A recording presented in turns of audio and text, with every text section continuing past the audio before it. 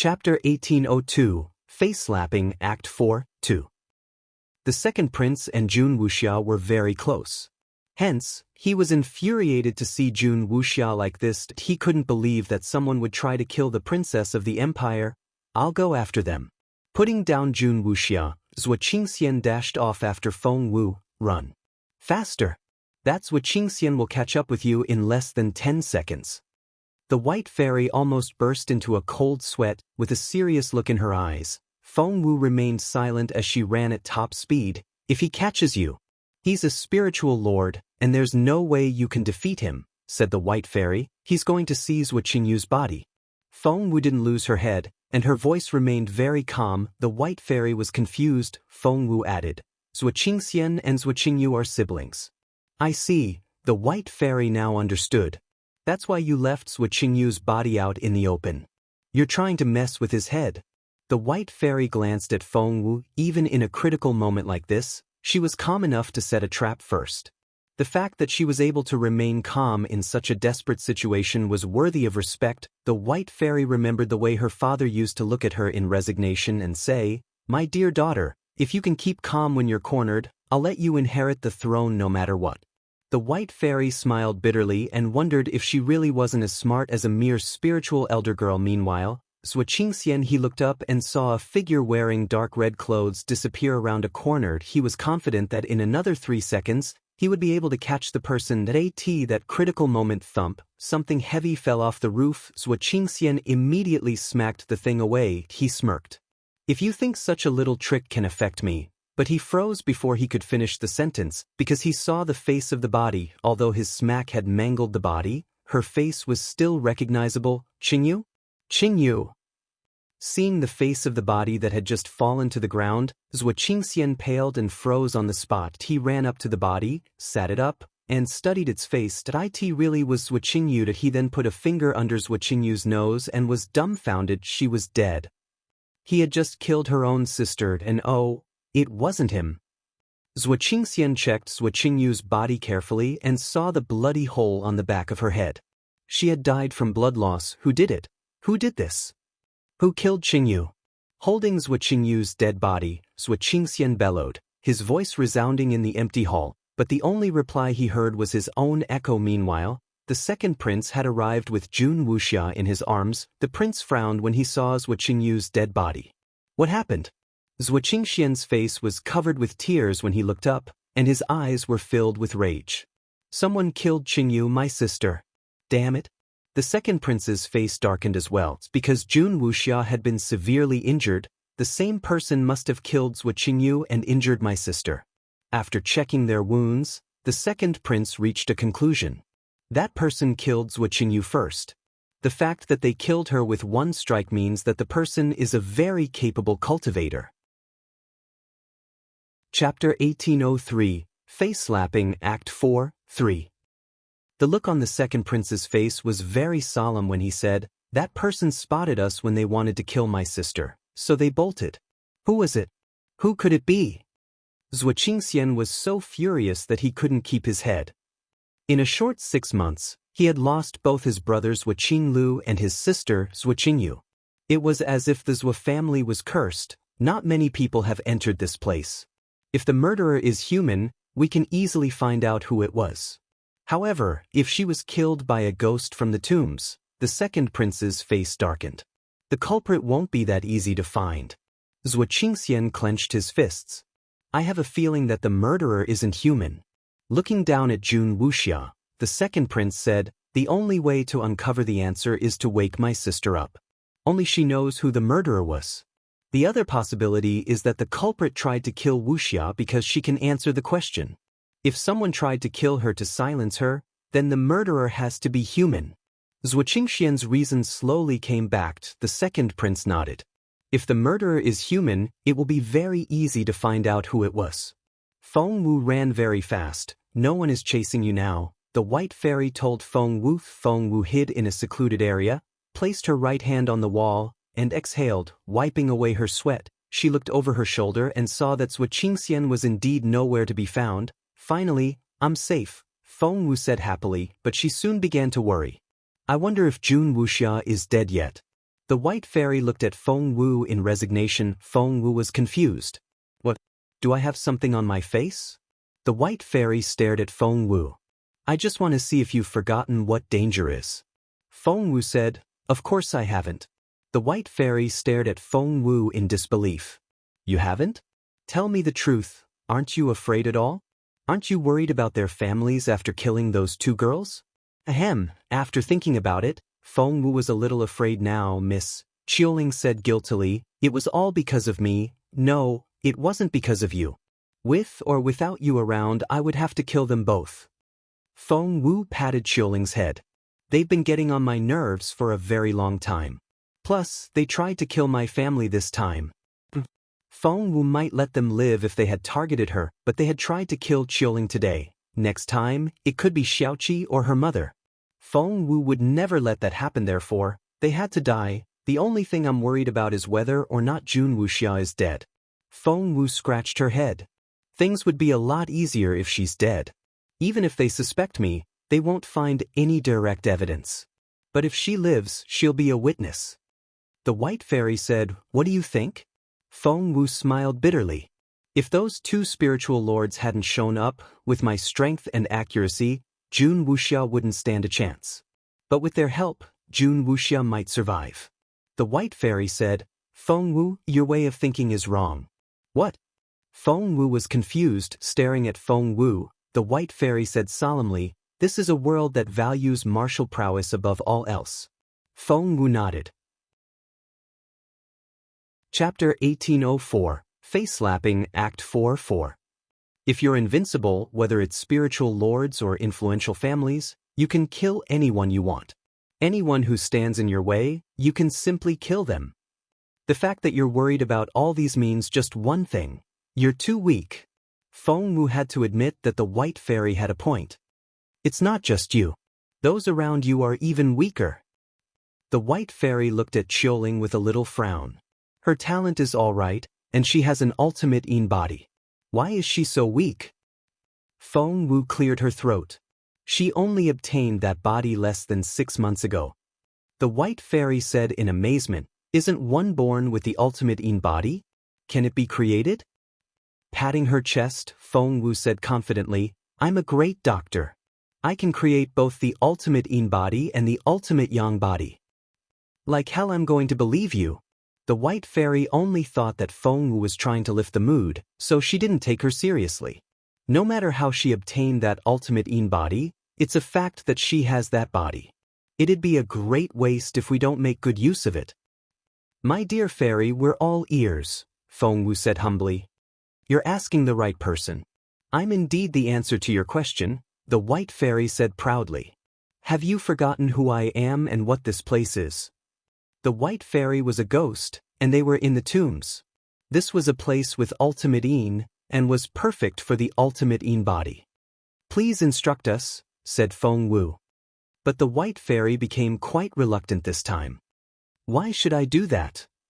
Feng Wu said, You're the kindest fairy. The white fairy said, I'm not doing it if I can't get anything in return. You can stop begging me. Feng Wu said, But you're so pretty and smart. The white fairy glanced at Feng Wu.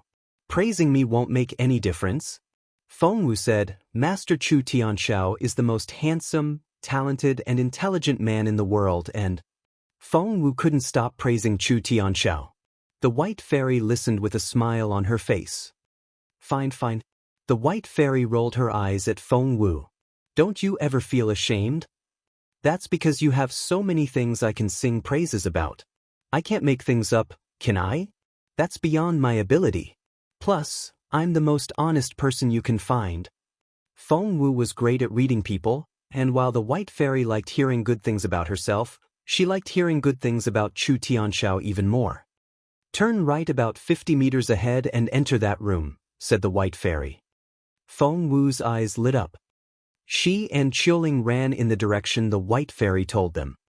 Because Feng Wu and the white fairy had been communicating in their heads, Qiuling had no idea what was going on. Miss. As soon as Qiuling tried to speak, Feng Wu silenced her with a wave of her hand. Feng Wu said, Follow me. Quickly. Qiuling nodded. Feng Wu followed the white fairy and turned as she was told. Sometimes they couldn't see any way forward, but the white fairy would tell them to press an invisible button on the wall. To Qiuling's surprise, a door would show up after that. About 5 minutes later. Chapter 1805, Face Slapping Act 4, 5. Here we are, the white fairy said in satisfaction. Behind this door is the resurrection spot for the ghosts of the netherworld, and there's a spring inside called the Spirit Spring. Feng Wu nodded and pushed the bronze door open. She walked inside to find a room full of ghosts staring at them. Feng Wu didn't know what to say. The ghosts were astonished as well. Qiuling's face lost all color, and she froze on the spot. The white fairy said, "Go inside."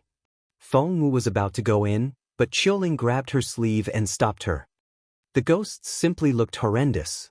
Some had meter-long tongues hanging out of their mouths, some only had half their faces left, and some, each one looked more frightening than the next.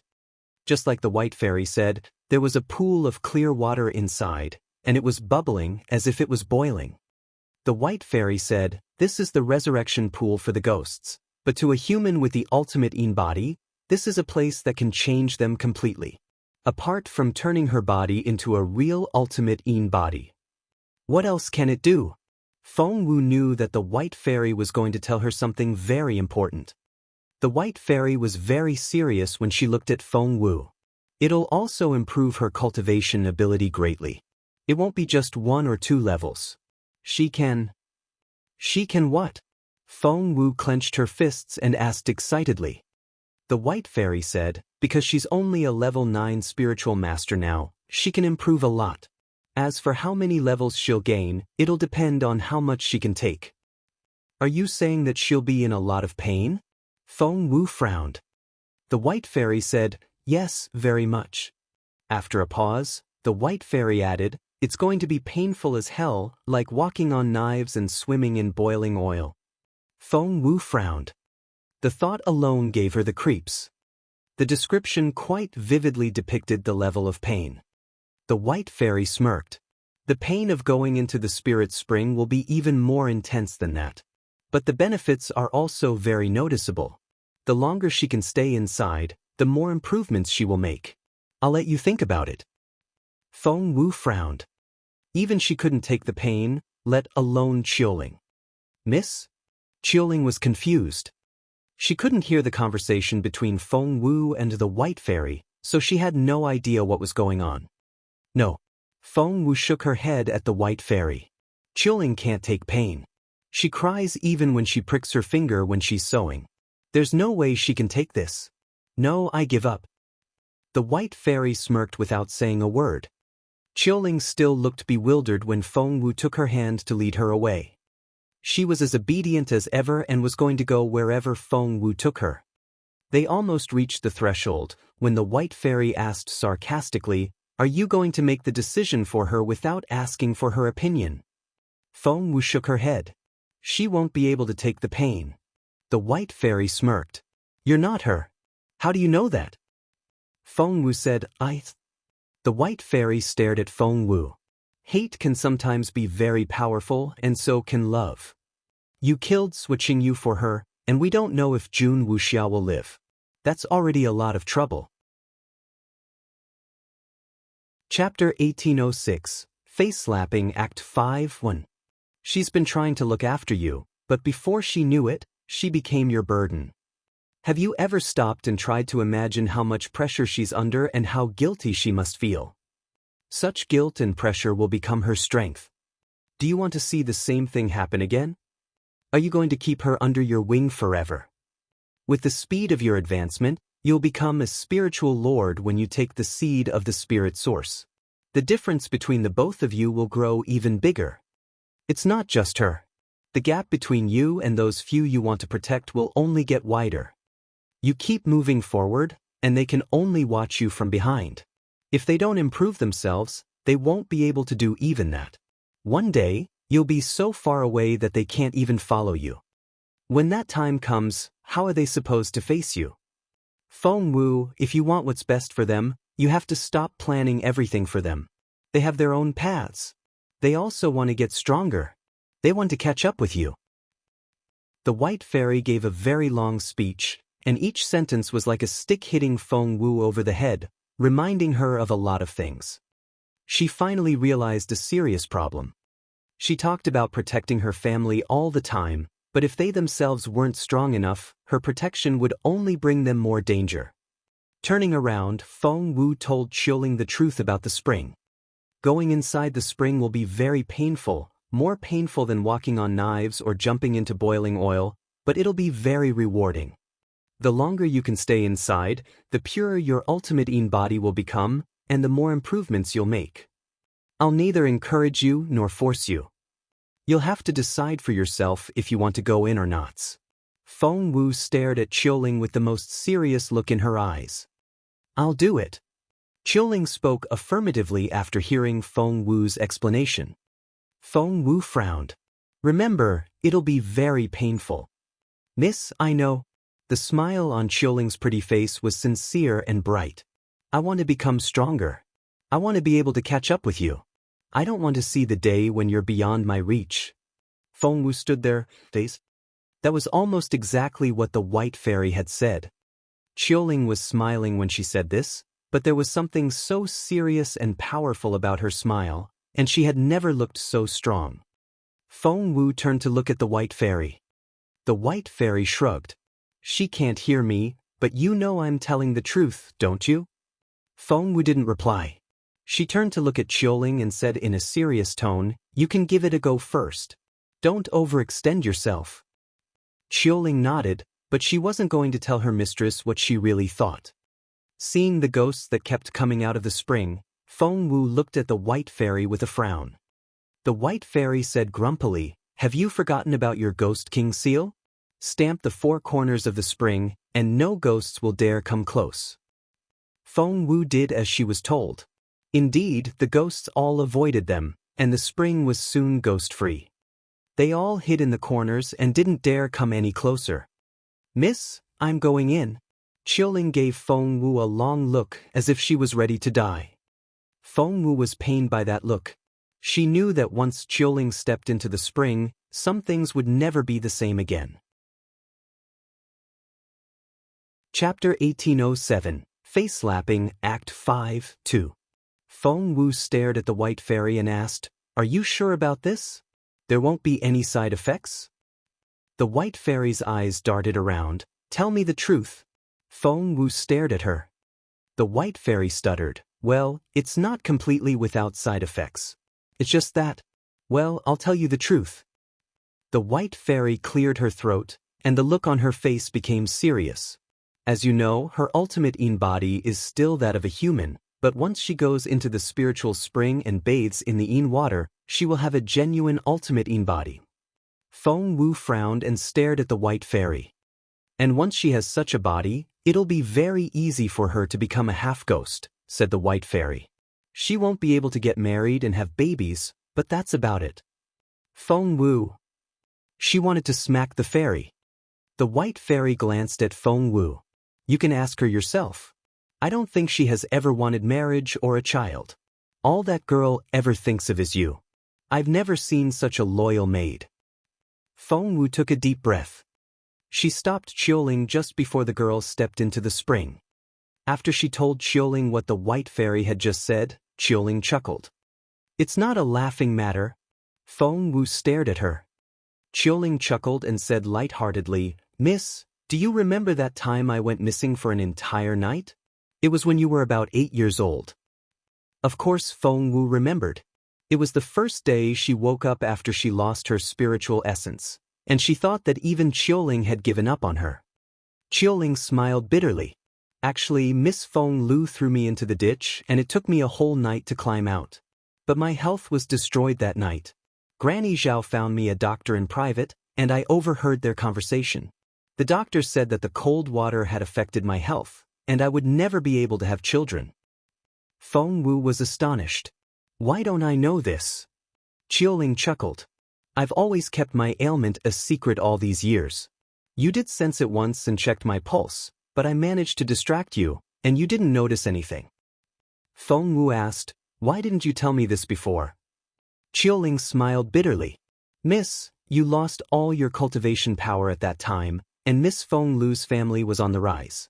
I didn't want to bring you more trouble, so I kept it a secret. Feng Wu asked, why are you telling me now then? Qiuling smiled. You're stronger now, Mississippi. If you can kill Miss Qingyu and Princess Jun Wuxia, I'm sure Miss Feng Lu won't be a problem for you. Feng Wu said, sure. I'll leave Feng Lu to you. When you're strong enough, you can take care of her yourself. Qiuling said, that's a deal. By the way, Qiuling suddenly remembered something. Miss Chowga is here as well. Feng Wu frowned. What are you talking about? Isn't Chowga with Master Ju?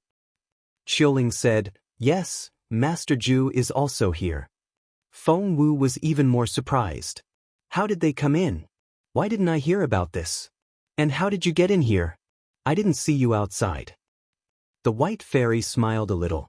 It seems the Master Ju you're talking about reached some sort of agreement with the other two Ghost Kings, and they opened a secret door for him. Right after the White Fairy said that, Qiuling said, Master Ju didn't come in through the front door. A side door was opened somewhere else for him.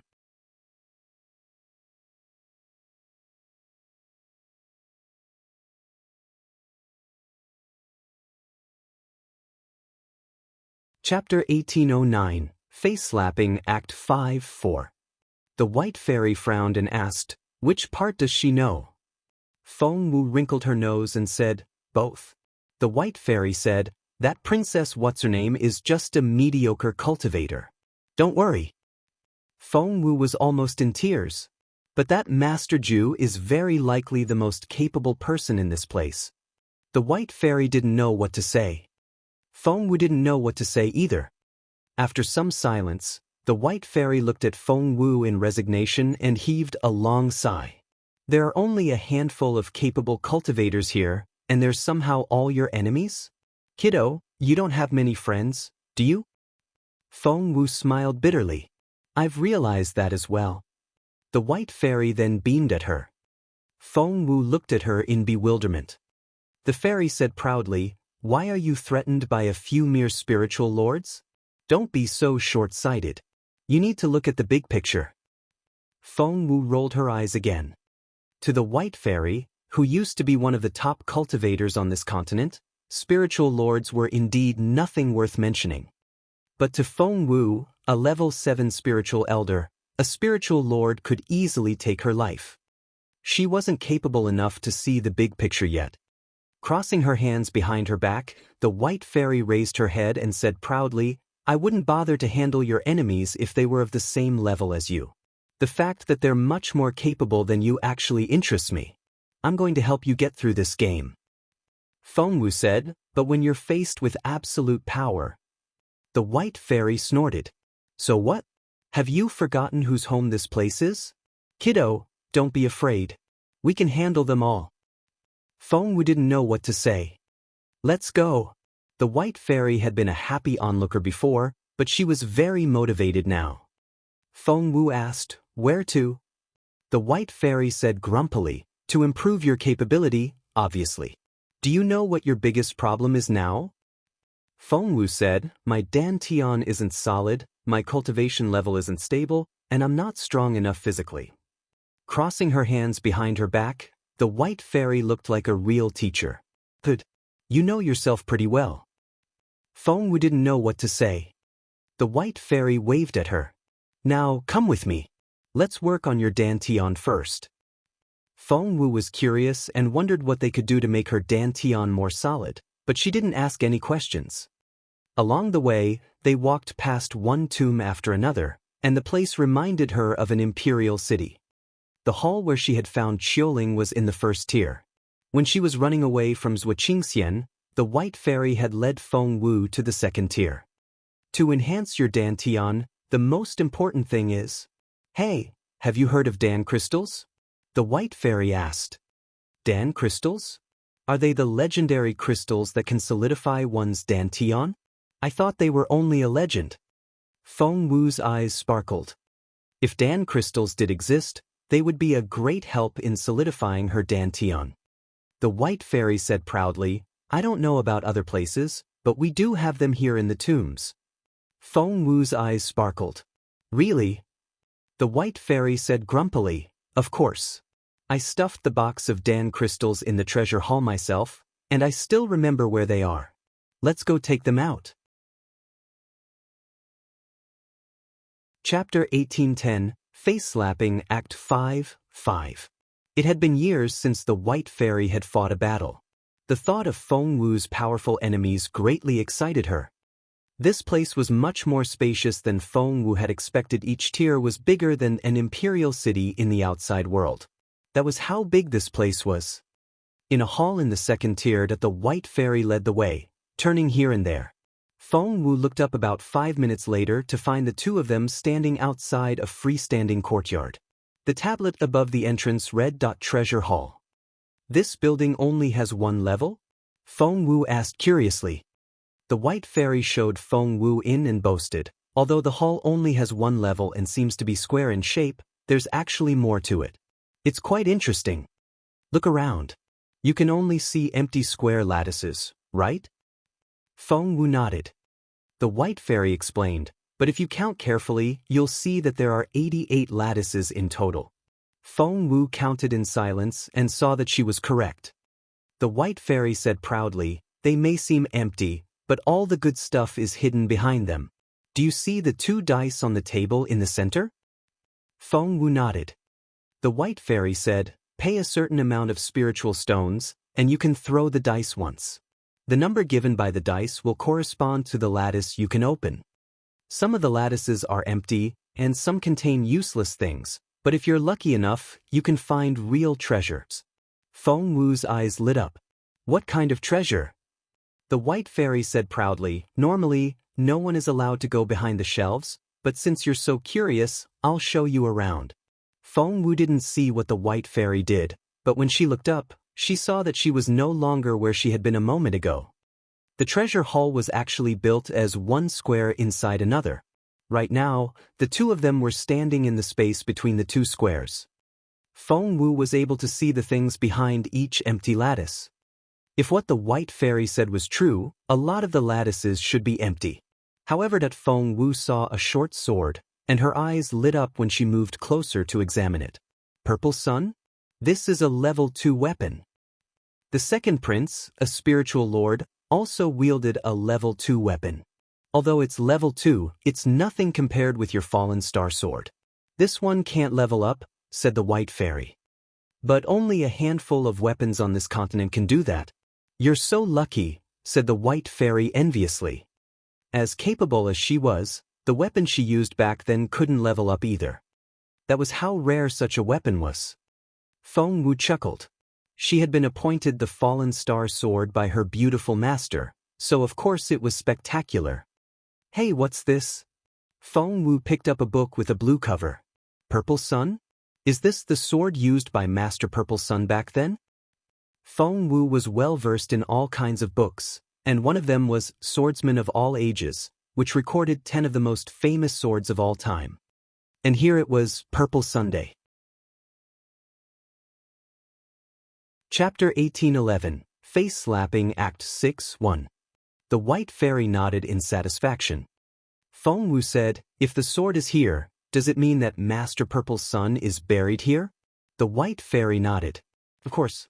But he's long gone by now. You won't be able to meet him. Feng Wu said, the master was famous for his Purple Sun sword, and people went after his Purple Sun swordplay like a flock of ducks. When all the major sects joined hands to attack him, Master Purple Sun fought his way out with those swordplay skills. The white fairy said, I didn't know that the guy was such a legend. Feng Wu said excitedly, Master Purple Sun was amazing. He was at least a spiritual king. But the white fairy didn't seem impressed. Even a spiritual king wasn't special enough for her. Feng Wu said, Purple Sun is of the Yang property, and a cultivator with the fire attribute will find the skills quite efficient. She then turned to look at the white fairy. The white fairy glanced at Feng Wu and said, no. Feng Wu frowned. I haven't said anything yet. Why are you saying no already? The white fairy rolled her eyes at Feng Wu. It's written all over your face. Of course I know what you want to say. You want the sword and the swordplay, don't you? Feng Wu nodded and asked with sparkling eyes, Can I? Can I? The white fairy turned her down without hesitation. No. Feng Wu tugged at the white fairy's sleeve. The white fairy rolled her eyes at Feng Wu. Still no. Feng Wu said, Sister, you're the prettiest fairy in the whole world. The white fairy looked up into the air. You already have the fallen star sword. Although your fallen star swordplay only has 3 stances, they're already powerful enough.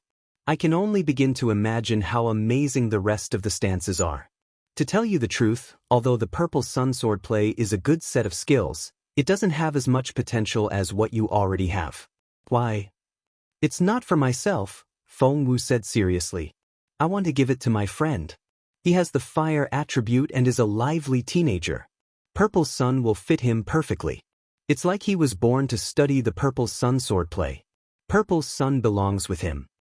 The white fairy asked, Who's your friend? Feng Wu said happily, His name is Feng Sun. The white fairy said, It's the teenager in the yellow robe, isn't it? Feng Wu nodded. The white fairy said, Well, the purple sun swordplay will indeed suit him. Feng Wu was elated, but before she could go on, the white fairy gave her a cold glance. But my answer is still no. Why? Feng Wu was a little annoyed.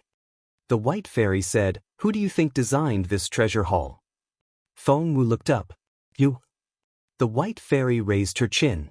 Who else? Those 2 dumb brothers? Feng Wu's eyes twinkled. So, you can give the things here away freely? The white fairy gave Feng Wu a you idiot look.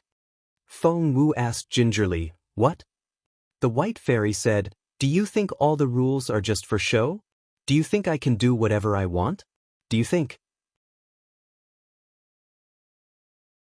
Chapter 1812, Face-Slapping Act 6-2. Wow, Feng Wu looked like she had just discovered a new world, and she cut the white fairy off. You can't do whatever you want? I thought you could. That rendered the white fairy speechless. It doesn't work like that. He has to be here. The white fairy stared at Feng Wu. But he's not here, is he? If he were here and wanted to play the lucky draw, of course I can do that. How can I give him the sword and the swordplay when he's not even here? Use your head. The white fairy jabbed a finger in Feng Wu's head as she spoke. Feng Wu said, Fine, the white fairy was right. Since the treasures had already become rewards, it wouldn't be that easy to take them out. What a pity. Pressing her hands together, Feng Wu said, Feng Sun, if you really are meant to have purple sun, come here now. The fairy will help you. The white fairy glanced at Feng Wu. The girl could be very smart at times, but why was she behaving like a little idiot now? How silly. If such random prayer worked, she had to be favored by the goddess of luck. However, at that moment as Feng Wu went on, they heard footsteps coming in their direction. Feng Wu suddenly looked up. The white fairy looked up as well. They looked at each other, and both seemed surprised. Feng Wu said, They're the footsteps of a man.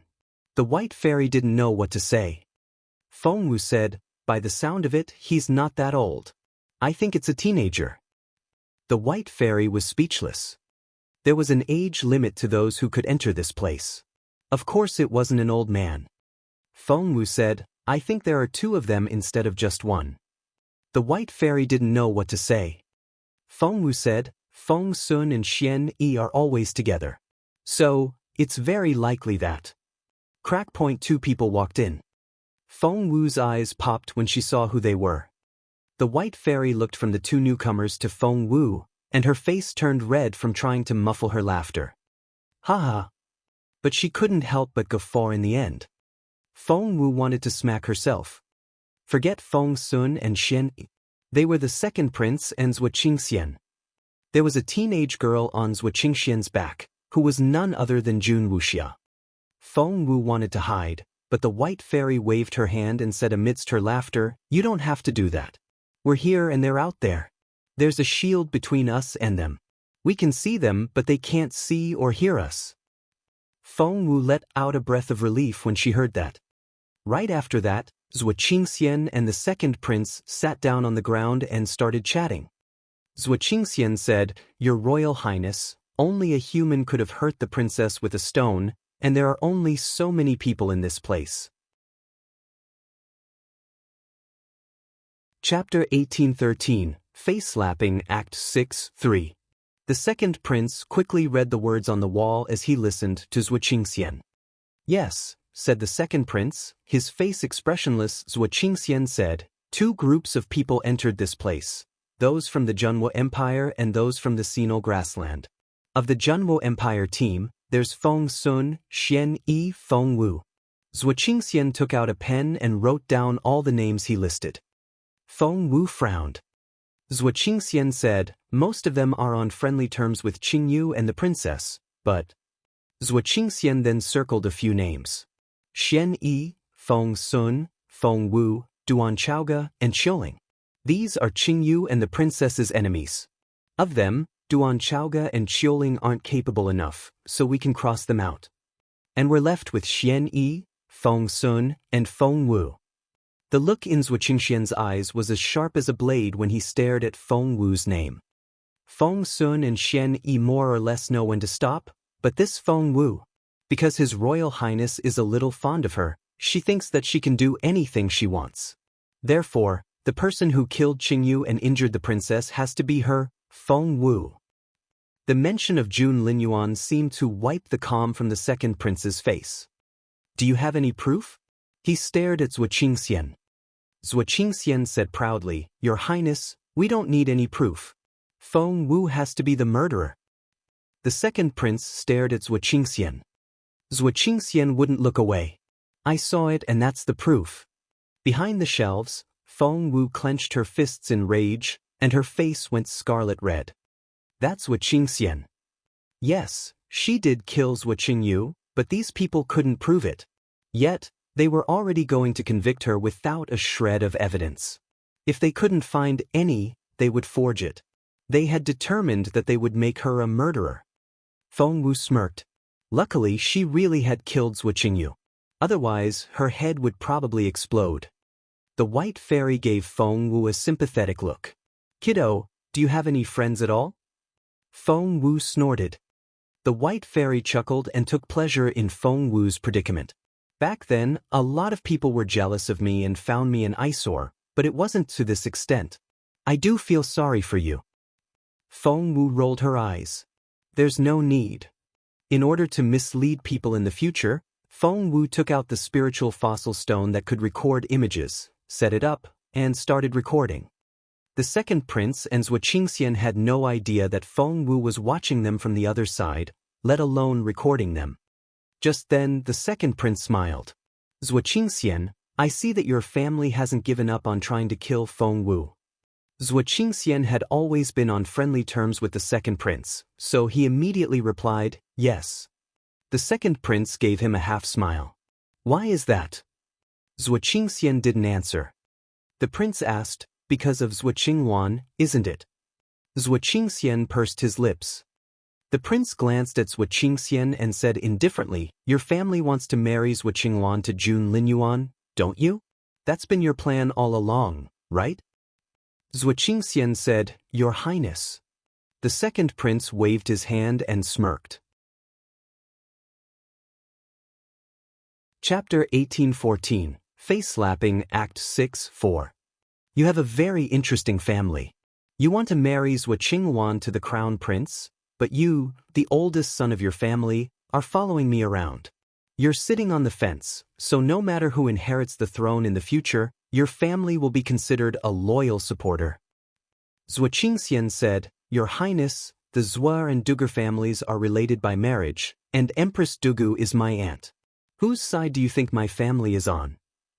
As for the marriage between Qingwan and Jun Linyuan, if she can marry the crown prince, it'll help your highness greatly. Moreover, no matter what plan my father has, I've always been loyal to you, haven't I? The second prince waved his hand. Of course I know how loyal you are, but a woman can take her husband's side, so we don't know if Zhuo Qingwan really will help me. Zhuo Qingxian said, Zhuo Qingwan is only a girl, and she has to depend on her family. Therefore, even if she marries the crown prince, she'll still help the Zhuo family, and helping the Zhou family is the same as helping your highness. The second prince smirked. Humans are complicated. Zhou Qingwan is a genius, and having her on my side will help me with my grand plan. Therefore, Zhou Qingwan is better off marrying me. Zhou Qingxian said, well, that's an option. If your highness wants to marry Qingwan, of course I'll help you achieve that. The second prince nodded and changed the subject. Qingxian, I wonder if you can answer a question for me. Zhou Qingxian said, Your Highness, what question is that? Back then, said the second prince, Feng Wu's cultivation ability was destroyed 5 years ago. Was it the Zhou family's doing? Feng Wu's hand trembled a little. The white fairy had been dozing off when the two men talked about competing for the throne and who Zhou Qingwan would marry, but she woke up when she heard Feng Wu's name mentioned. The second prince gave Zhou Qingxian a half-smile. Why do you hesitate, Qingxian? Don't you trust me? Zhou Qingxian knew very well that the untrusting prince was angry at the Zhou family for sitting on the fence.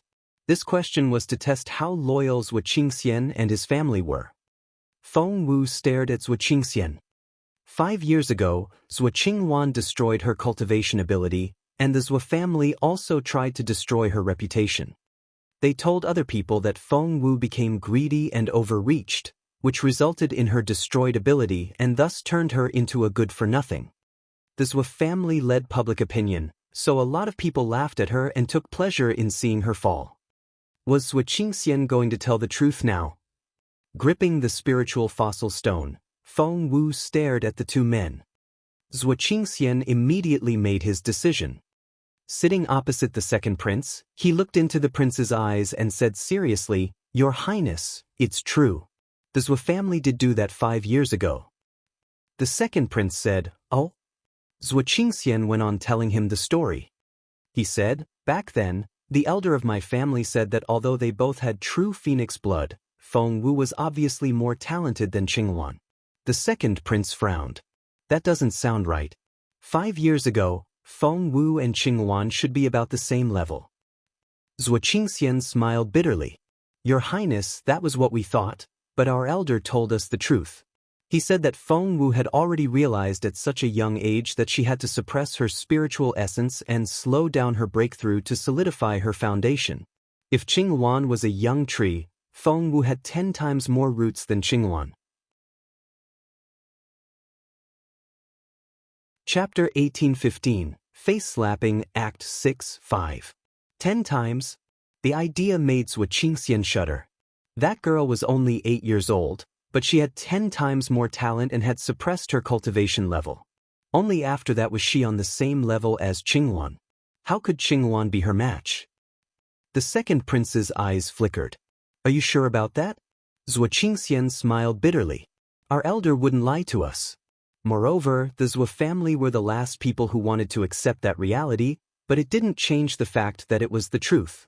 Feng Wu was meant to be the chosen one. The second prince drew in his breath.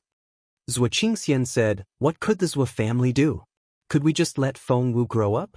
Once she gained her full strength, what would become of Qingwan? The 2 genius girls of the imperial capital? In a year or 2, Qingwan would fall behind and become a joke. Her and our entire family. The second prince was speechless. Holding the spiritual fossil stone, Feng Wu recorded every single word Zhou Qingxian said. Luckily, she had the stone with her. This could get very interesting in the future. Zhou Qingxian had no idea that his words were being recorded. Nor did it occur to him that the hall had a second layer. He wiped away his sweat. Since we're on the subject, there's nothing to hide anymore. Back then, the master of Firmament Palace came down the mountain and saw Feng Wu. She thought that Feng Wu's true phoenix blood was the most suitable for studying soaring phoenix swordplay. Hence, she wanted to take Feng Wu in as her last disciple. That's Firmament Palace, the largest sect in the Junwo Empire. If Feng Wu got that chance, what would happen to the Zhou family? What about Qingwan? The master came down the mountain because the elder of our family invited her. She met Qingwan first and was satisfied with her. She was going to take in Qingwan. But she changed her mind after she saw Feng Wu. She didn't even respect her friendship with our elder. She said that had it not been for Feng Wu, who was a better candidate, she would have chosen Qingwan. But when the best was available, why should she go for something less ideal? Zhuo Qingxian clenched his fists, and blue veins popped on his forehead. Your Highness, do you know what was the most frustrating part? Zhuo Qingxian clenched his jaw. The second prince asked curiously, what? The most frustrating part was that the master of Firmament Palace went to see Feng Wu in person and asked Feng Wu if she wanted to go back to Firmament Palace with her and become her last disciple. Do you know what that means? The last disciple is usually the master's favorite disciple, and it also means that all her senior brothers and sisters will be her patrons. But Feng Wu was only an 8-year-old girl, and she said no right away. She threw away that great opportunity just like that. No one should waste such a precious opportunity like that. Isn't she abominable? Zhuo Qingxian clenched his fists. Yes, you are. The white fairy grinned at Feng Wu. Zhuo Qingwan really had every reason to hate you. Feng Wu snorted. The white fairy said, but I had no idea that you were so talented. Even that old woman from Firmament Palace wanted you. Chapter 1816, Face Slapping Act 7-1. Feng Wu snorted. The white fairy said, the old woman is quite a capable cultivator. I fought her once back in the day. Feng Wu looked up at the white fairy. The white fairy said, why won't you believe me? Feng Wu said, I just don't. She's the master of Firmament Palace, the largest sect in the empire. How can you beat her? Gosh, just because I'm nice to you doesn't mean that I'm not powerful. How can you be so wrong? The former princess said proudly, guess what? I fought my way into Firmament Palace once. Do you know how annoying that old woman is? She wanted to take Chu Tianshao away from me. Tianshao is mine. How dare she? That was just preposterous. And do you know what the funniest thing is? That old hag calls herself the Sacred Lady. But she's anything but sacred. Feng Wu chuckled. I was so mad. So I charged into Firmament Palace and fought Qiu Yuehua, said the white fairy. Who's Qiu Yuehua? Asked Feng Wu. She's the head of Firmament Palace. I grabbed her hair and kicked her in the face. That was so satisfying. The white fairy said happily as she rested her hands on her waist. Feng Wu said, brag all you want, but I'm not going to believe a word. The white fairy didn't like the sound of that. Hey, why won't you believe me? It's the truth. Feng Wu said, so, are you saying that the old master of Firmament Palace is on the same level as you? The white fairy stressed, I'm a little more capable than her.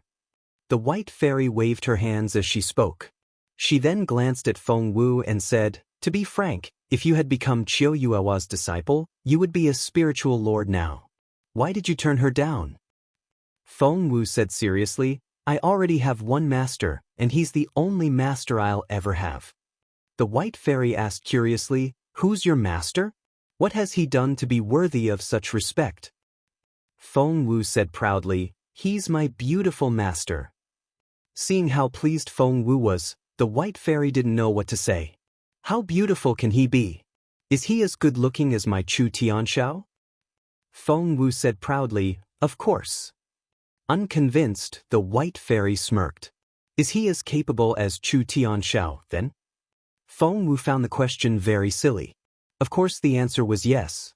Her beautiful master used to be the most capable cultivator on this continent.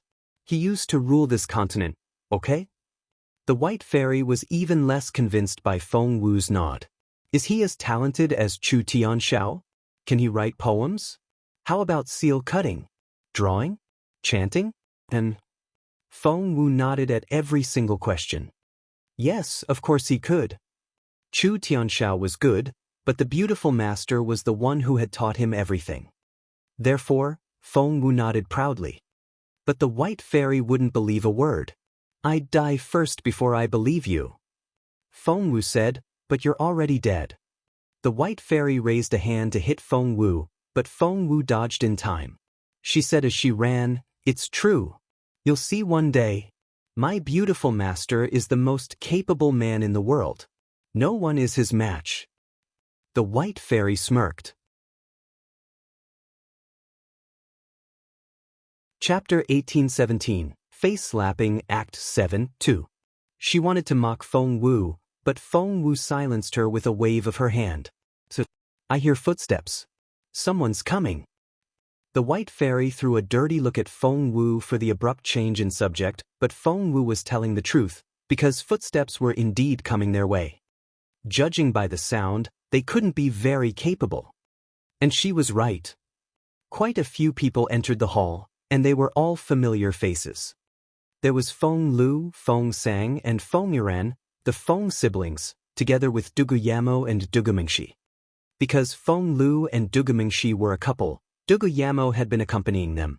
Hence, she had been able to avoid Feng Wu's attack. Dugu Yamo immediately saw the second prince and Zhuo Qingxian, who were sitting by the wall.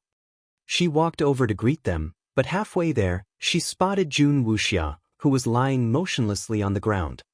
Princess? Dugu Yamo was astonished. She quickly walked over to Jun Wuxia, crouched down, and asked nervously, "What happened? What's wrong with the princess? Is she injured?"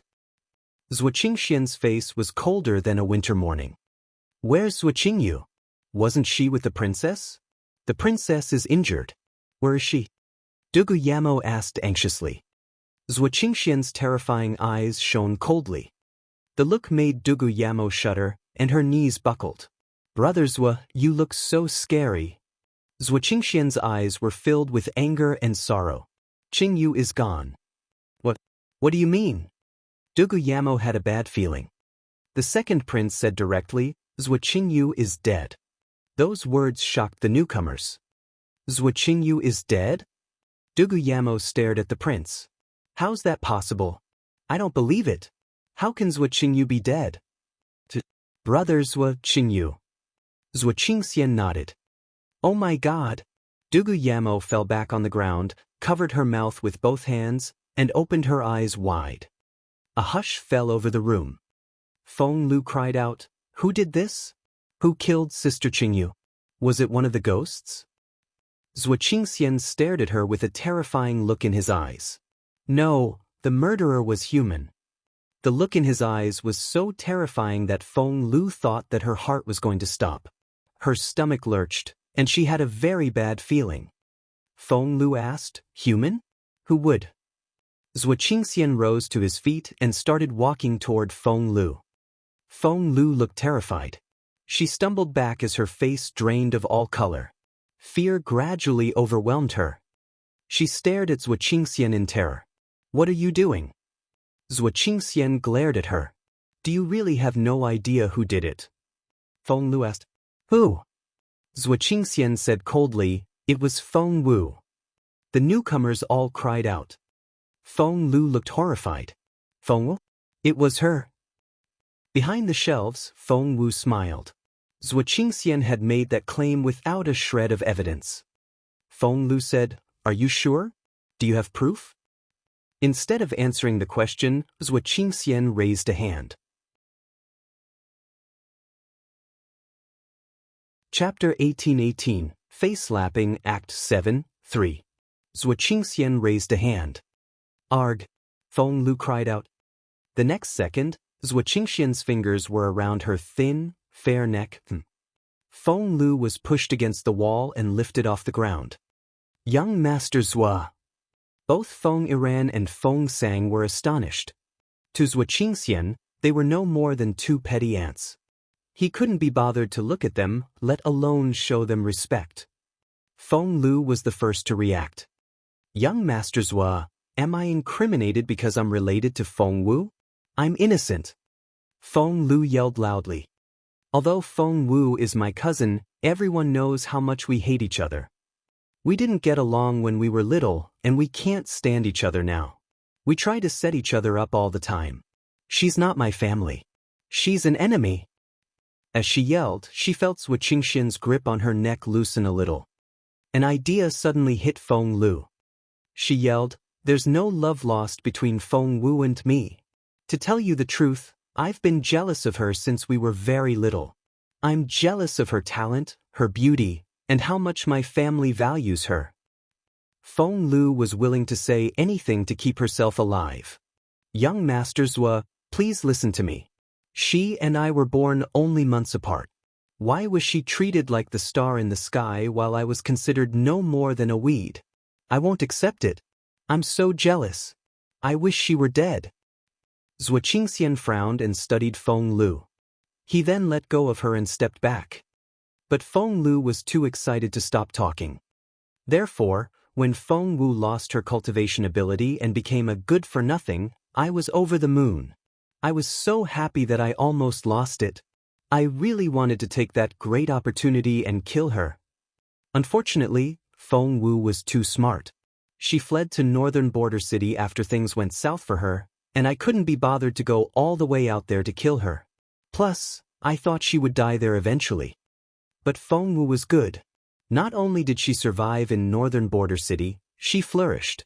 I wanted to kill her on the spot when I saw her again. Actually, that was what I tried to do. On our way back to the imperial capital, my brother and I kept trying to kill her, but she was just so lucky. Moreover, Feng Sun was helping her all the time, and our attempts were all rendered futile. Isn't that right, brother? Fearing that the others wouldn't believe her, Feng Lu turned to Feng Yuran for confirmation. Behind them in the hall's inner space, Feng Wu held the spiritual fossil stone and recorded every single move they took and everything they said. She wondered how much trouble this video would stir up when she released it to the public one day. Well, just how many enemies do you have? The white fairy glanced at Feng Wu and laughed at her. The look on Feng Wu's face remained as cold and indifferent as ever. Aren't you angry with all those who hate you? Don't you feel sad? The white fairy asked curiously. Angry? Sad? Feng Wu glanced at the white fairy with her calm eyes and told her, "You have too much imagination." Chapter 1819, Face Slapping, Act 7-4. After long years of being sealed up, the white fairy enjoyed talking a lot. I don't believe you. Take me as an example. If I hear someone talking about me behind my back, I'll be so angry and sad that I have to beat those people up. The white fairy said proudly. Feng Wu glanced at the white fairy. It's not worth it.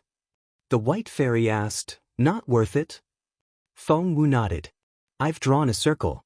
Inside in it are those I care about, and outside are those I don't. These people here are all outside the circle. The white fairy gave her a doubtful look. Looking into the distance, Feng Wu explained to the white fairy, I only care about who I want to care about, and only they can hurt me. As for the others... The white fairy looked at Feng Wu, finding her reply very strange. Feng Wu asked innocently, Don't you find getting angry so exhausting? The white fairy gave it some thought and nodded. It was true. Whenever she lost her temper before, she found the experience extremely draining. Feng Wu nodded. If that's the case, then who are they to affect my mood? Well, the white fairy scratched her head. Feng Wu seemed to have a point, but something still didn't feel right, yet the white fairy didn't know how to retort back. Therefore, she only glanced at Feng Wu before turning back to watch the others. Meanwhile, it was Feng Yuran's turn to tell the story. Yes, on our way back to the imperial capital, we tried to kill Feng Wu a few times. We even trapped her with wolves once, but Feng Wu was so lucky, and after everything, she managed to survive. Feng Lu nodded repeatedly. That's right. We tried a few more times after we arrived at the imperial capital, and we tried to get Feng Wu kicked out of the Feng family, but luck always seemed to be on her side. No matter how hard we tried, she could always turn things around. She gave us such a difficult time that we almost didn't dare try anything else. Feng Yuran nodded. Feng Lu said, You won't believe what Feng Wu did. She gave up her dignity and tried to find herself a patron. Finally, she gained His Royal Highness's favor. Zhua Qingxian's eyes lit up, and he gave Feng Lu a very cold glance. He asked, So, she really is involved with His Royal Highness? Feng Lu said, Of course she is. She climbed into His Royal Highness's bed and volunteered to become his bed-warming maid, and she was so smug about it. She has no idea what a laughingstock she's become. His Royal Highness doesn't have any feelings for her at all. If His Royal Highness really has no feelings for her, he wouldn't have pushed me away back then, Dugu Yamo said coldly. Feng Lu said, well, fine, His Royal Highness does treat her differently and protects her a bit every now and then, but it all depends on what kind of mood he's in. Most of the time, His Royal Highness doesn't even like her. Dugu Yamo retorted again, you're not His Royal Highness. How can you be so sure? Feng Lu said, well, do you think His Royal Highness likes Feng Wu very much? Dugu Yamo snorted. I don't know how much His Royal Highness likes Feng Wu, but I'm sure that if something happens to Feng Wu, His Royal Highness will take her side. Jun Linyuan had pushed Dugu Yamo away in front of everyone, which was why it had left such an impact on her. Chapter 1820, Beautiful Master, 1. But everyone shook their heads. They didn't believe that Jun Linyuan could care so much for Feng Wu. The look in Zhou Qingxian's eyes remained fierce. One couldn't see how furious he was, but the murderous look was still there. Feng Lu was very scared. She couldn't understand why Zhou Qingxian still wouldn't say anything when she had already revealed the relationship between Feng Wu and the Crown Prince. What should she do now? Suddenly, her eyes lit up. Feng Wu has a weakness. Feng Lu smacked her own thigh. Even if His Royal Highness will protect her, what about those she cares about? Will His Royal Highness protect them as well? Feng Wu suddenly had a bad feeling. Indeed, everyone gave Feng Lu curious looks. And she enjoyed the attention. Oh, Feng Wu has a weakness? The second prince glanced at Feng Lu. Was the prince curious as well? Feng Lu was even more pleased. She nodded and said, yes, Feng Wu has a weakness that only I know. It's her family. Your clan? The second prince frowned. Feng Lu said, not the entire clan. She hates my branch, the first branch of our clan, and she has never treated us as her family members. Feng Wu is very selfish. To her, her only family is the second branch of the clan. The second prince played with his fan. The second branch. Feng Lu said, that's right. The only people Feng Wu cares about are Feng Xiaoqi, her brother, and her beautiful mother. Feng Xiaoqi? Is he the one Grand Secretary Feng has been taking with him everywhere? The second prince frowned a little. Yes. Feng Lu snorted. He's the apple of Grand Secretary Feng's eye now. The second prince thought, to call Feng Xiaoqi the apple of his eye is an understatement. He's practically Grand Secretary Feng's life. Grand Secretary Feng wouldn't go anywhere without the boy, and even the second prince felt envious. The white fairy glanced at Feng Wu. I see that you've got an amazing brother. Feng Wu said, he has the ultimate young body, that's all. The white fairy wondered exactly how many geniuses there were in Feng Wu's family. Feng Lu smirked. But Feng Xiaoqi isn't who Feng Wu cares about the most. Her beautiful mother is her real taboo. To Feng Wu, her mother is sacrosanct. Mrs. Feng? The second prince slowly flapped his fan and smiled. I heard that Mrs. Feng used to be the most beautiful woman on this continent, but she has been living in seclusion and rarely comes out, so only a handful of people have actually met her. I've never met her myself. Is she really that beautiful? A malicious look flickered in Feng Lu's eyes. She nodded. Yes, she's very beautiful. If Feng Wu's looks are a 6 out of 10, her mother will score 10 out of 10 at least. All the words in the world aren't enough to describe how beautiful she is. Is that so? The second prince said indifferently, and the others couldn't tell what was on his mind. But Feng Lu and Feng Iran traded malicious smiles. No matter how well you're doing out there, you can't be sure that nothing will happen to your beautiful mother. Well, if something happens, don't blame us. She's just too beautiful to stay hidden, thought Feng Lu. Behind the shelves, Feng Wu clenched her fists and her face turned livid.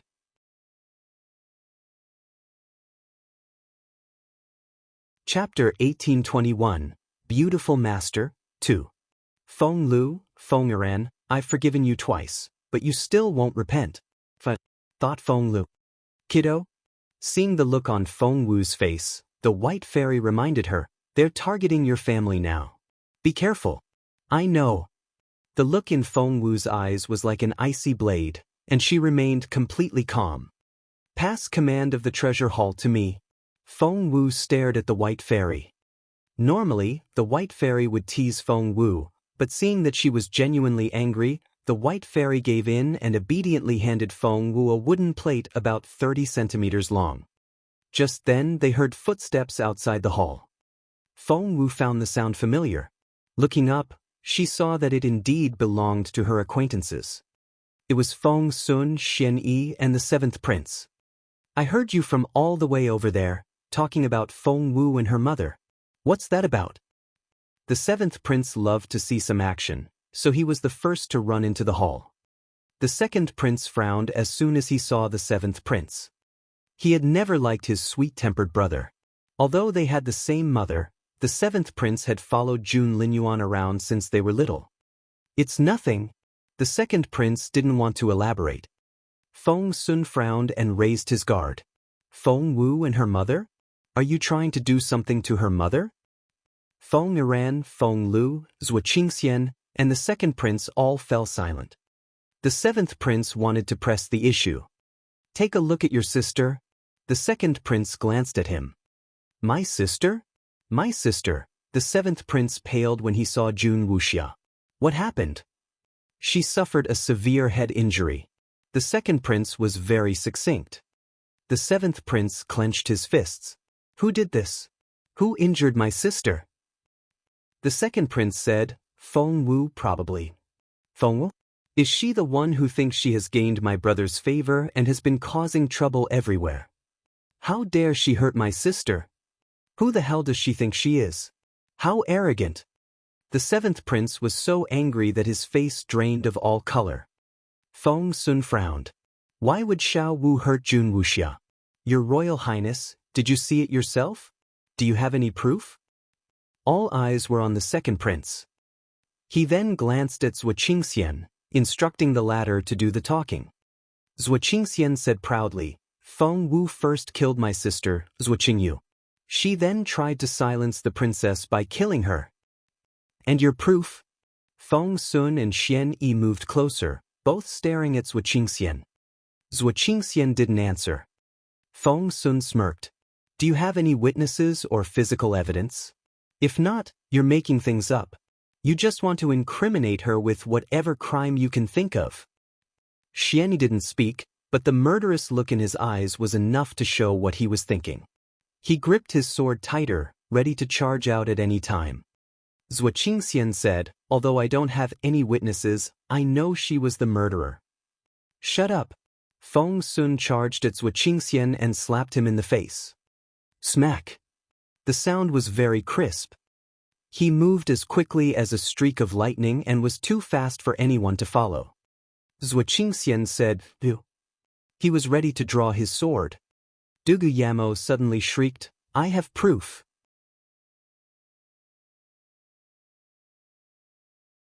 Chapter 1822, Beautiful Master, 3. Immediately, all eyes were on Dugu Yamo. Taking a deep breath, Dugu Yamo said, I know that the princess and Zhuo Qingyu set up Feng Wu before, but Feng Wu found out and gave them a warning. She must have held a grudge against them since then. When she found the princess and Zhuo Qingyu all by themselves this time, she decided to kill them. That's the motive. That has to be the truth. Feng Sun smirked. Is that what you call evidence? Dugu Yamo asked, doesn't it count?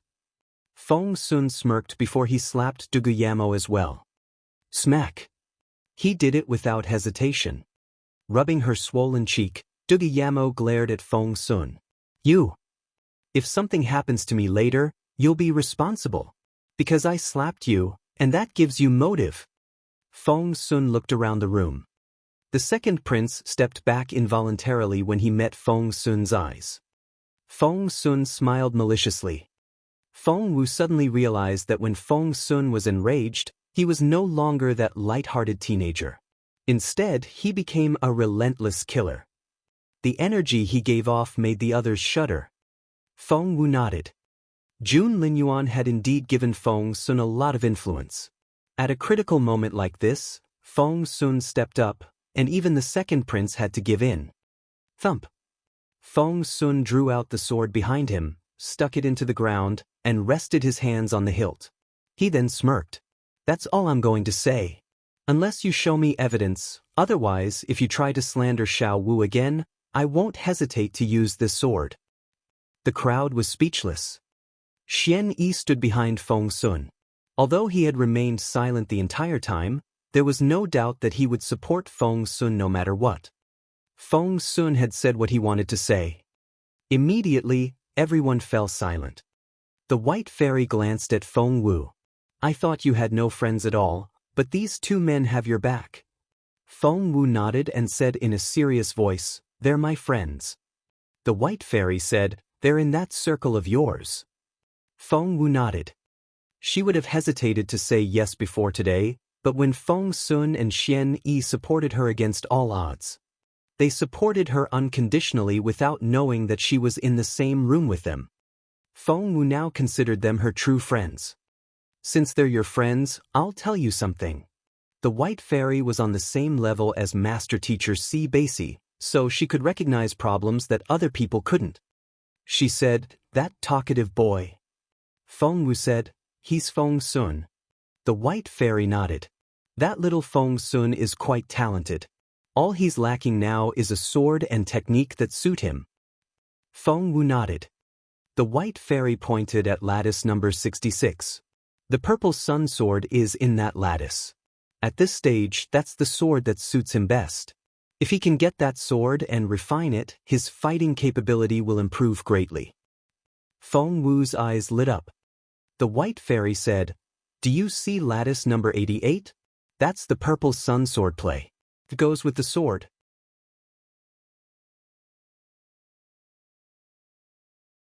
Chapter 1823, Beautiful Master, 4. If he can get both of them and practice the swordplay with the Purple Sun Sword, once he reaches perfection, even Master Purple Sun himself or the 9 major clans put together won't be able to defeat him. Feng Wu's eyes flickered. Needless to say, she was determined to get the items in both lattices.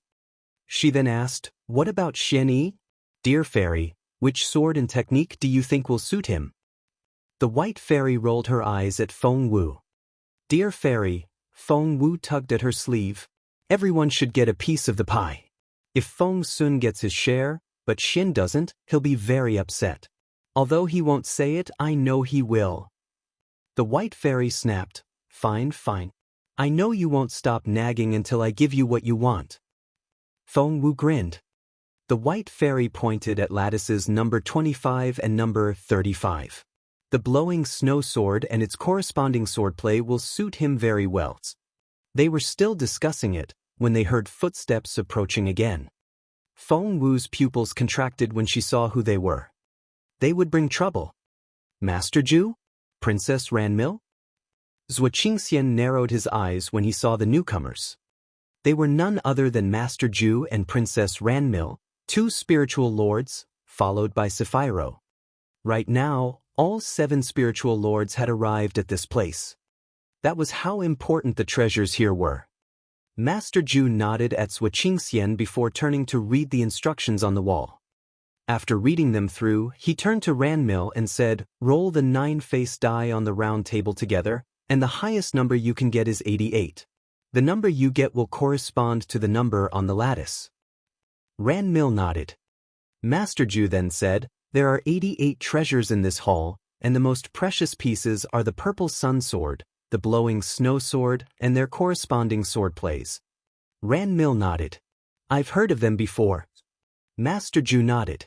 Then, there's the turtle diagram, the glowing cloud stroll, the martial elixir, the immunity talisman, and so on. Our trip to this place won't be for nothing if you can get any one of those treasures.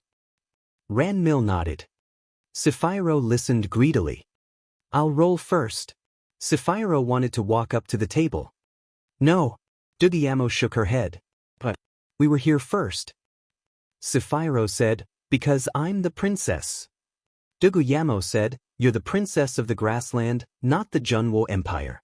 We don't have to follow your orders. Sapphiro said, you.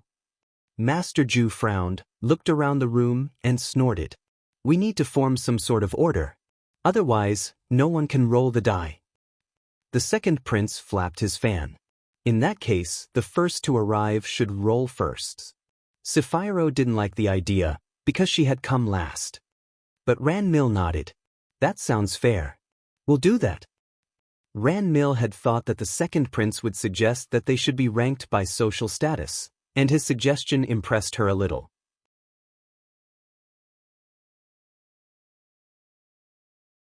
Chapter 1824, Beautiful Master, 5. The second prince waved his fan and smiled at Ranmil. Ranmil didn't know what to say. Because everyone was eager to roll the dice, they soon formed a line. The second prince was the first in line. Zhuaqingxian, Duguyamo, Dugamingshi, Feng Lu, Feng Sang, Feng Yuran, Feng Sun, Xian Yi, Master Ju, Ranmil, and Sapphiro lined up behind him in that order. There were 12 of them in total. Based on the rules, one needs to pay a price to play the lucky draw. It can be in the form of spirit stones, part of one's lifespan, or spiritual essence. Because the second prince was here for the first time, Zhuaqingxian explained to him, spirit stones are too expensive. Rolling the dice once will cost you 10,000 low-grade spirit stones, a year of your life, or 10% of your spiritual essence. The spiritual essence can be recovered, but the other two can't, so most people will choose to pay the fee with their spiritual essence. Zhuaqingxian reminded the second prince. Feng Wu glanced at the white fairy. The white fairy hemmed and hawed. Feng Wu asked, "So, is there something you need to tell me?" The white fairy hemmed and hawed. Feng Wu asked, "Where does the spiritual essence go?" The white fairy said, "Do you remember the two other ghost kings? It goes to them." Feng Wu nodded and looked quite sorry. "Can we grab it halfway?" The white fairy said, "Even if you can, it'll be useless to you. Humans can't absorb it. Only spiritual pets or sword spirits can, but your sword spirit is already absorbing some right now." Before the white fairy could go on, Feng Wu raised her hand, and Little Phoenix appeared on her shoulder. "Little Phoenix?" The white fairy cried out. "Is that really Little Phoenix?" Feng Wu looked at the white fairy suspiciously. "Have you met the bird before?" The white fairy studied Little Phoenix carefully before she shook her head. "No, it's not that bird. That bird was a grumpy big shot. It would tear me to pieces if I dared to stare at it like this." Feng Wu asked, "Why?" The white fairy was carried away by her memories. In the end, she heaved a long sigh and said, "That bird used to be the flying spiritual pet of a very, very important person. He wasn't just your regular big shot. He was the most capable man on this continent. Do you know what it looks like to tear the sky open with a sword?" "That big shot?" "No, calling him a big shot is an insult to him. He was an immortal." "No, I can't say his name. It'll be defiling him." Feng Wu said, "I think you're talking about." She didn't get to finish the sentence. The white fairy cut her off with a wave of her hand. The look on her face was a mixture of fear and reverence. Her eyes glowed, as if she was reminded of an unreachable deity. "No, I can't talk about him." The white fairy changed the subject. "This is definitely not the Little Phoenix I knew." "Echim, you want to keep the spiritual essence?" "Well, it's doable." The white fairy walked away, waved her hand, and a pipe appeared, which linked the hall to where they worked. There was a smug look on her face. "If your bird can pierce through this pipe, it'll be able to take the spiritual essence." "Unfortunately," she said in a sorry tone, "unfortunately, that bird will never be able to do that."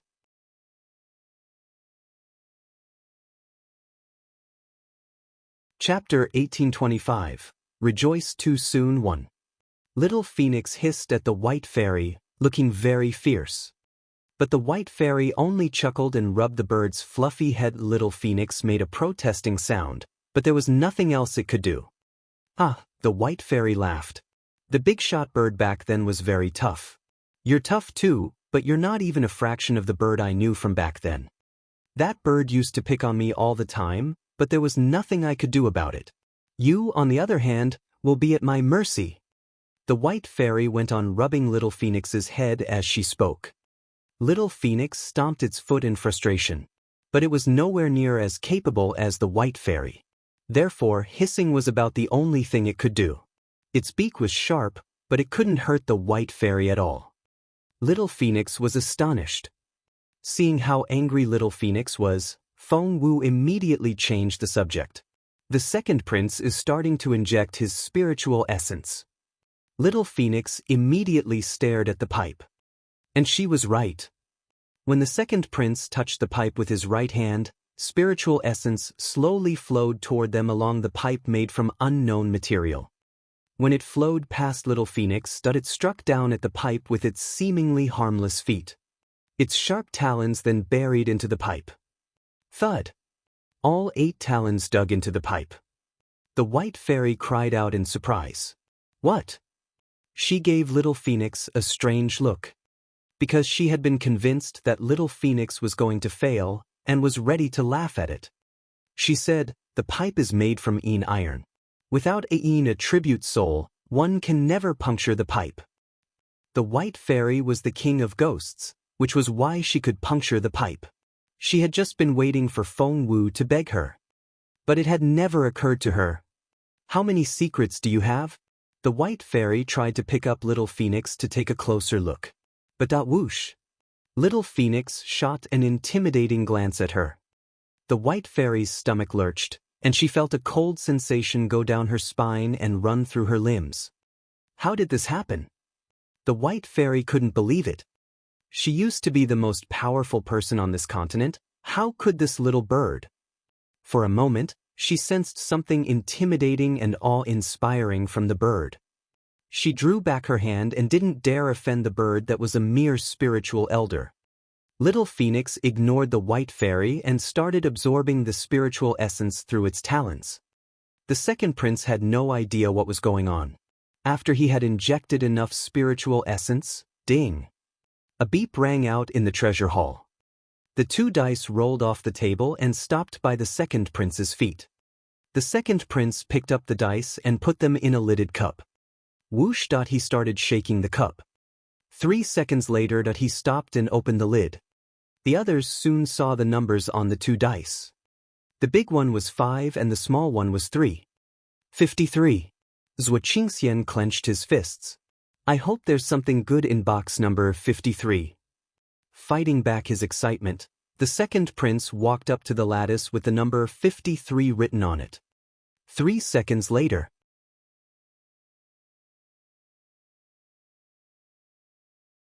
Chapter 1826, Rejoice Too Soon, 2. Cracked at the door to lattice number 53 slowly opened. A low-level female ghost floated out of the box. If she were human, she would weigh at least 100 kilograms, not to mention that she looked hideous. Even as a ghost, she was quite clumsy. When she finally inched over to the second prince, she bent her knees and gave him a bow. "Master." The chubby female ghost winked at the second prince as she bowed. The second prince's face stiffened. Zhuo Qingxian was speechless. Feng Sun couldn't hold back his laughter anymore, and he cracked up. "Ha! My stomach, ha! I'm going to have a cramp, ha!" The second prince wanted to smack Feng Sun on the head. But the chubby female ghost didn't seem to notice her master's attitude at all. When the second prince moved a little away from her, she would inch toward him again. "Master, don't you want Mei anymore?" The second prince's face stiffened. "Ha! Ha!" Feng Sun laughed so hard that he pounded his fists on the ground. The second prince stared at Feng Sun. "Shut up." Feng Sun went on laughing. The second prince was speechless. Zhuo Qingxian had to summon up his courage to placate the second prince. "Your Royal Highness, this ghost can be useful." The second prince stared at Zhuo Qingxian. Zhuo Qingxian immediately changed his argument. "Of course, this low-level ghost is completely useless. She's quite ugly, but we can still use her to scout the way. She won't be able to follow us out of this place, anyway. Your Royal Highness, please bear with her for a couple of days." The second prince was speechless. One could easily tell how displeased the second prince was. "Your turn." He stared at Zhuo Qingxian. When Zhuo Qingxian injected his spiritual essence, Little Phoenix immediately stole it away, and Zhuo Qingxian had no idea where his spiritual essence went. Soon he saw the result. 4 and 5? Let me see what's in lattice number 45. Can it be the purple sun sword? Zhuo Qingxian opened the door as he muttered to himself. Whoosh! Right now, all eyes were on lattice number 45. When the door opened, thump. A giant ball of fire rolled out of it. Zhuo Qingxian barely had enough time to dodge, and fear drained his face of all color. Whoosh! But before he could let out a breath of relief, the fireball turned around and charged at him again. The fireball would follow no one but Zhuo Qingxian, as if it held some grudge against him. It followed Zhuo Qingxian everywhere. Although it was being consumed during the process, shrinking and becoming weaker, it was enough to give Zhuo Qingxian a very difficult time. When the giant fireball finally wore out, Zhuo Qingxian was finally able to stop running to catch his breath. The crowd was speechless. If a capable spiritual lord had to run for his life like that, what would happen to us? Flustered, Feng Lu was afraid to roll the dice. Feng Yiran comforted her. It says on the wall that there are only 3 such fireballs in total, and only the most unlucky will get them. There are over 80 possibilities here. I don't believe that you'll get one. After some thought, Feng Lu realized that after Zhuo Qingxian rolled the dice, the possibility of her getting one was down to 1/43.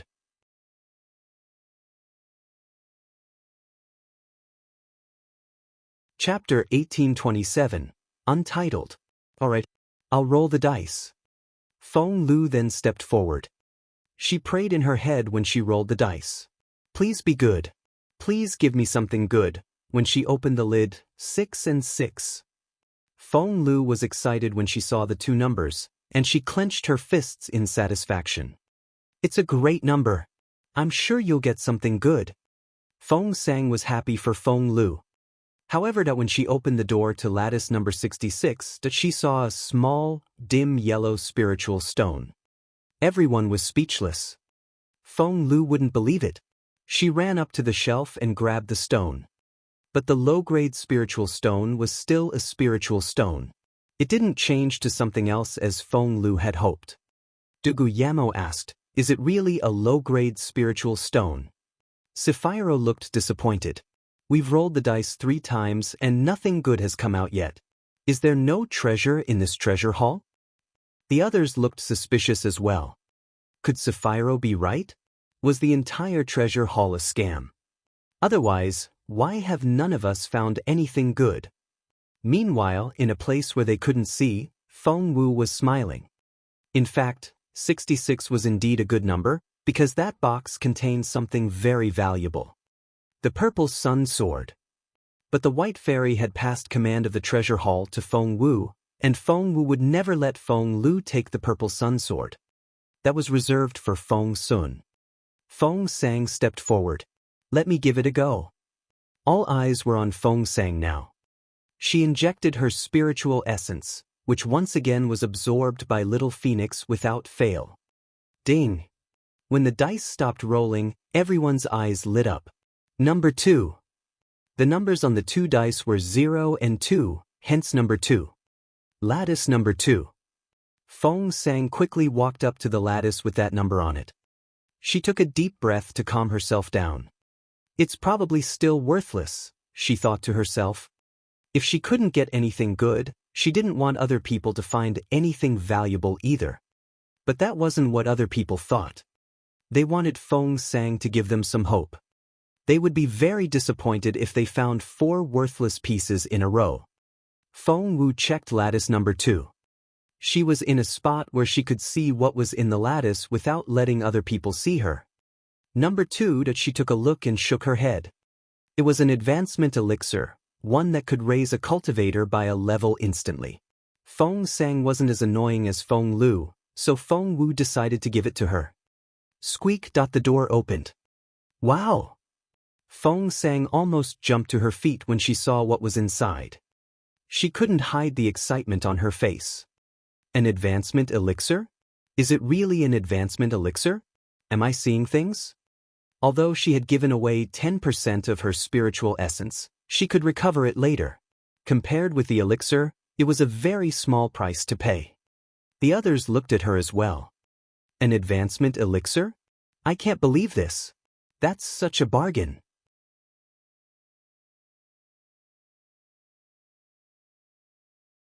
Chapter 1828. What's going on? We didn't find anything good probably because luck just wasn't on our side. More good stuff will come. Don't worry. Can this advancement elixir be fake? Feng Lu and Sapphiro asked in unison. Feng Sang ignored that question. She was worried about potential accidents if she held the elixir for too long, so she sat down by the wall and started cultivating. Rumbled that she made a breakthrough in less than a minute. OMG! Nearly everyone cried out in surprise. Making breakthroughs was usually a very difficult task. If anything went wrong, the practitioner could lose their mind. But with the help of the advancement elixir, Feng Sang made such fast progress. What a pity! That amazing advancement elixir was wasted on a spiritual grandmaster. I'm sure there are more to come as long as I'm lucky enough. I have faith in my luck. Everyone was filled with confidence. However, when it was Feng Yiran's turn, he found a ghost in his lattice. Everyone was disappointed. Zhou Qingxian said, "Is the system of the treasure hall doing this on purpose? It'll only give us something good after several bad ones. It's Feng Sun and Xian Yi's turns next. They won't find anything." The others all nodded. But Feng Wu smiled. Of course she wouldn't let that happen. Ding! Feng Sun rolled the dice. 7 and 4. The others shook their heads when they saw the numbers. Dugu Yamo said, 74 doesn't sound very lucky at all. Sapphiro said, it's an ominous number. Haha. The others burst out laughing. Feng Sun looked around the crowd, his face livid. Everywhere he turned, he saw sneers. Feng Sun snorted. You can laugh all you want. I may find the purple sun sword on the first go. Haha. The others laughed even louder. The purple sun sword used to belong to Master Purple Sun, and he used it to fight his way out when he was surrounded by tens of thousands of enemies. The purple sun sword is one of the best treasures here, and only the blowing snow sword is its match. I'd like to see you find it on your first attempt. Now open the door. Feng Sun was a little frustrated by all the mockery. He had only said it in passing, and had no idea what he would find. The purple sun sword? He probably had to use up the remaining luck of his life to get it in this lucky draw. Standing in front of the lattice, Feng Sun pressed his hands together and prayed wholeheartedly. Xiaowu, you're always the lucky one. How about you lend me some of your luck? Sure. Feng Wu smiled on the other side. Unfortunately, Feng Sun couldn't see or hear her. After saying the prayer, he opened the door to the lattice. Feng Sun closed his eyes, too nervous to see what was inside. However, at that moment those behind him all drew in their breaths. Oh my God! What? Feng Sun, that's impossible. Feng Sun's stomach lurched when he heard the noise. What the heck? Why did they all look like they had seen a ghost? Feng Sun then opened his eyes. He was astonished when he saw what was inside.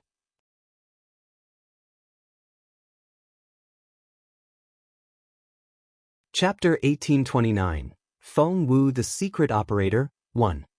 Oh my God! Feng Sun looked from the item in the lattice to the crowd, and he almost choked. Isn't this? Fearing that the others might want to take it from him, Feng Sun immediately picked up the sword. Gosh, that really is the purple sun sword. That's right. It's the real thing. Feng Sun cried out. Those behind him were as shocked as he was. It can't be. Why is he so lucky? 74 doesn't sound lucky at all. Well, it seems that we're the unlucky ones. The crowd was speechless. When Feng Sun finally recovered from his astonishment, his reaction was, ha, ha, ha. It's the purple sun sword. It really is. I'm so lucky. Everyone looked at Feng Sun as if he had lost his mind. Sapphiro couldn't help but ask, Hey, Feng Sun, how did you find the purple sun sword?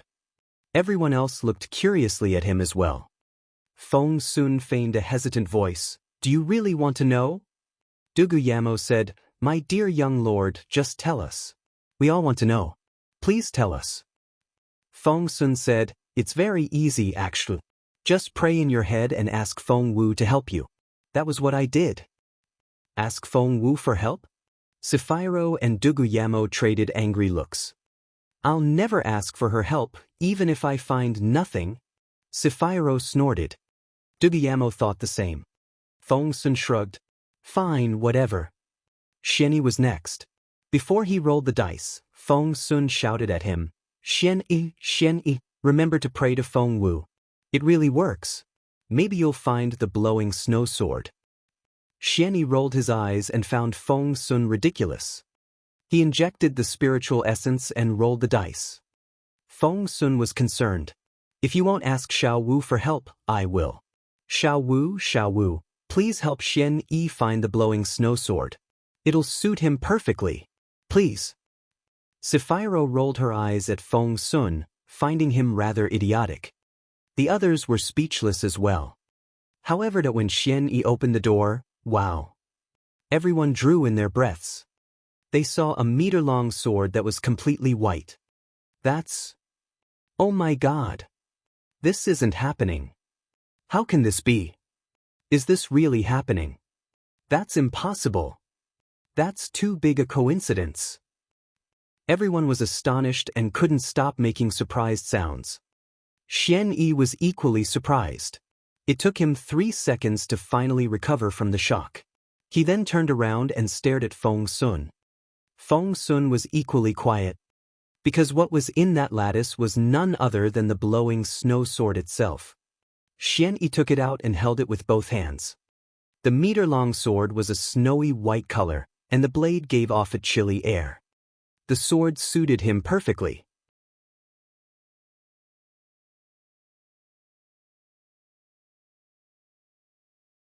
Chapter 1830, Feng Wu the Secret Operator, 2.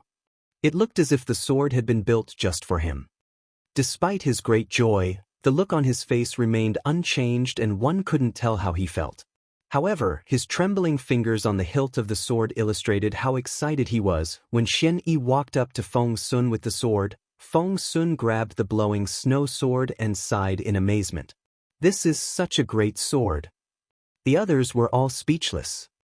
Of course, the blowing snow sword was a great sword. But Feng Sun and Xianyi were both unbelievably lucky.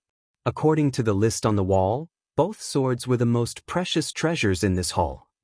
There were 8 5-star treasures here, and they had found 2 in such a short time. Feng Sun glanced at Xianyi and looked pleased. What did I tell you? Pray to Feng Wu, and you'll find anything you want. If I hadn't prayed for you, you would never have rolled the number for the blowing snow sword. The others rolled their eyes at Feng Sun, since they all believed that it was thanks to Xianyi's own luck. Feng Sun said confidently, just wait and see. We'll find the purple sun swordplay and blowing snow swordplay later. It'll be perfect. Xianyi only shook his head with a wry smile, because he didn't believe it. He wasn't the only one. The others shook their heads as well, thinking that Feng Sun was imagining things. Forget it. You already used up all your luck when you found the swords. You can't possibly find the swordplays as well. Feng Sun, stop bragging. If you can find those 2 things, I'll kneel at your feet. Dugumingshi smirked. Well, if you say so. I'll mark that down. Dugumingshi smirked. You don't own this place.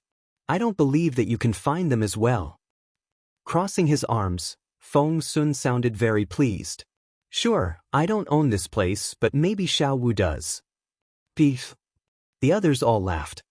Behind the shelves the White Fairy watched as Feng Wu cheated for Feng Sun and Xianyi, and heard Feng Sun praying to Feng Wu until the 2 of them found the swords. She then turned to Feng Wu with a smile. That silly boy is quite funny. I guess all silly boys are like that. Feng Wu rolled her eyes again. The White Fairy poked Feng Wu's arm with a finger and said, Do you think other people will pray to you for your help? Feng Wu said, Apart from Feng Sun and Xianyi, everyone here holds some kind of grudge against me. It's just a matter of how much they hate me. They'll never ask for my help. The White Fairy said, You never know. Just wait and see. Back in the treasure hall, Ranmil was next to roll the dice. She had skin as white as milk, and she was as elegant as a snow lotus. The people of the grassland had great respect for her, and she had left quite a good first impression on Feng Sun. Therefore, Feng Sun reminded her, "Your Highness, I should remind you. If you want a particular treasure, you should ask for Feng Wu's help." Ran Mil looked over her shoulder and smiled at Feng Sun, but she didn't ask for Feng Wu's help. Feng Sun frowned.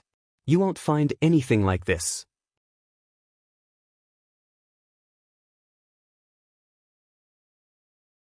Chapter 1831. Pray to Feng Wu 1. Sapphiro gave Feng Sun a "you idiot" look. "Hey, can you shut up for a moment? What do you mean by that? Why can't we find anything good if we don't pray to Feng Wu? Do you think this place belongs to her?" Feng Sun said, "I have a feeling that that's really the case." "Idiot." Sapphiro couldn't be bothered to talk to Feng Sun. Behind the shelves. Wait. When Ran Mil injected her spiritual essence, Little Phoenix's eyes lit up when it stole it. Feng Wu was bewildered. Little Phoenix was fascinated. The spiritual essence is so pure. It feels so familiar, like an angel coming down from the sacred temple. What? Feng Wu looked at Little Phoenix in bewilderment. Sacred temple? Angel? What are they? She had never heard those terms before. Did I say those words? Little Phoenix looked confused. Feng Wu didn't know what to say either. She asked the White Fairy, "It did say that, right?" Meanwhile, the White Fairy looked at Little Phoenix in a strange way and seemed to be lost in her thoughts. Feng Wu didn't want to disturb her. On the other side of the shelves. Ran Mil rolled the dice after she injected the spiritual essence. She seemed very confident in her actions. Sapphiro told Feng Sun in a satisfied tone, "Don't worry. My sister has always been a lucky person. She's a blessed girl. Therefore, she'll definitely find the best treasure here. Don't worry." Ran Mil herself believed it as well. That was because what she didn't tell the others was that she had a keen and innate sense for treasures. Therefore, Ran Mil was very confident in herself. She could control the dice and could roll the best numbers. 8 and 8. Ran Mil stared at lattice number 88 and smiled. She knew she was going to find something very nice. She slowly walked up to lattice number 88. At the same time, Feng Wu looked at reward number 88. Ran Mil was indeed the blessed girl. She hit the jackpot on her first go. In that lattice was none other than the purple sun swordplay that Feng Sun wanted. Feng Sun would cry his eyes out if Ran Mil took the swordplay. Therefore, Feng Wu walked up to the shelf, removed the boards at the back of the lattice, and switched the items of lattices 87 and 88. When she saw what was in number 87, she chuckled and said sorry to Ran Mil in her head. Squeak. Ran Mil opened the door with utter confidence. Splash. A giant ball of water flew out and charged at Ran Mil. It was so close and fast, and the explosion was larger than anyone could imagine. Ran Mil spread out her arms and moved back as fast as she could. Even with her capability, a few drops of water still got her. "Sister, are you all right?" Sapphiro rushed over and took Ran Mil's hand. Ran Mil frowned and couldn't believe what had happened. "Sister? Sister?" Sapphiro was worried that her sister was injured.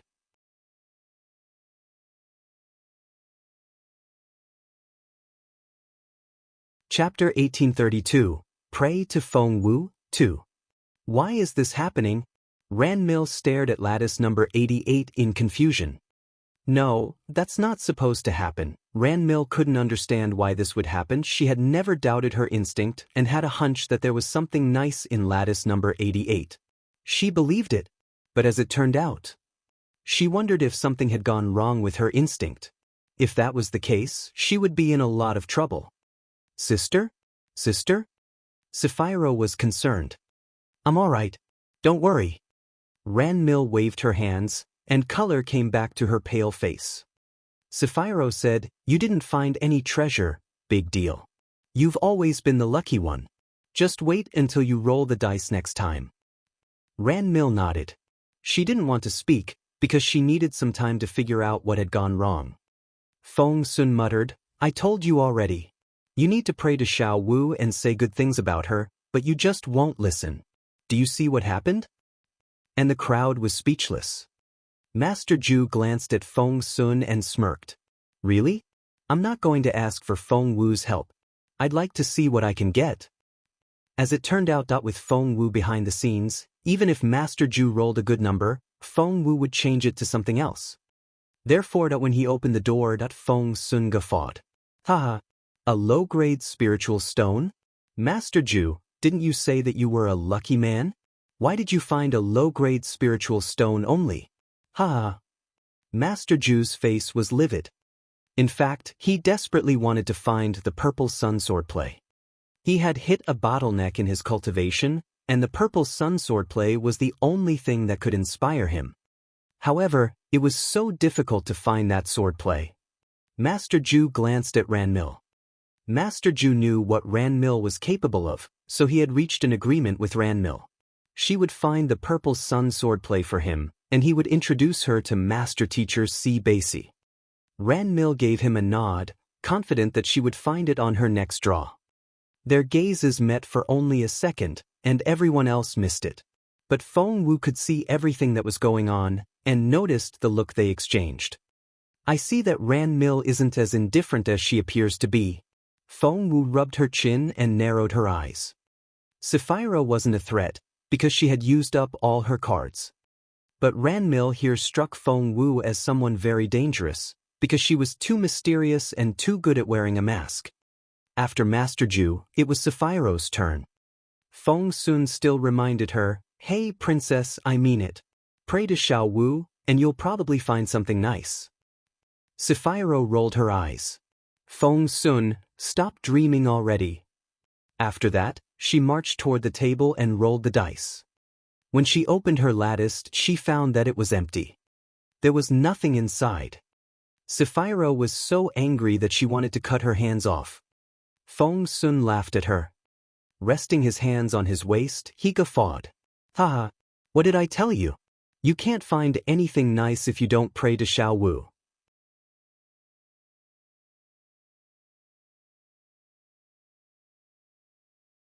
Chapter 1833. A Difficult Choice. Sapphira was so angry that her face twisted. She threw a dirty look at Feng Sun. Feng Sun said happily, "What did I tell you?" Sapphira snorted. Now that all the 12 people had rolled the dice, apart from the 2 swords Feng Sun and Xian Yi found, no one else had found anything valuable. The new round started. Needless to say, the second prince was the first to roll the dice. Feng Sun teased him. "Your Highness, why don't you try praying to Feng Wu?" The second prince didn't actually hold a lot of grudges against Feng Wu, so he smiled and said, "Do you think so? Since you've made it sound so miraculous, I'll give it a go." The white fairy smiled at Feng Wu. "So, shall we give him a reward?" Feng Wu hesitated. Of these people, apart from Feng Sun and Xian Yi, if she had to choose another person to give a reward to, the second prince would be the next candidate. "Give him a level 3 item," Feng Wu said grumpily. When the second prince opened the lattice, a semi-sacred reinforcing pill? It was difficult to tell if the second prince was happy or disappointed. Compared with the others, that pill was a good reward. But compared with what Feng Sun and Xian Yi received, the pill was nothing. Well, it's better than nothing. Taking the pill, the second prince was ready to go back to his friends. "That's because you weren't sincere enough," Feng Sun said with a smile.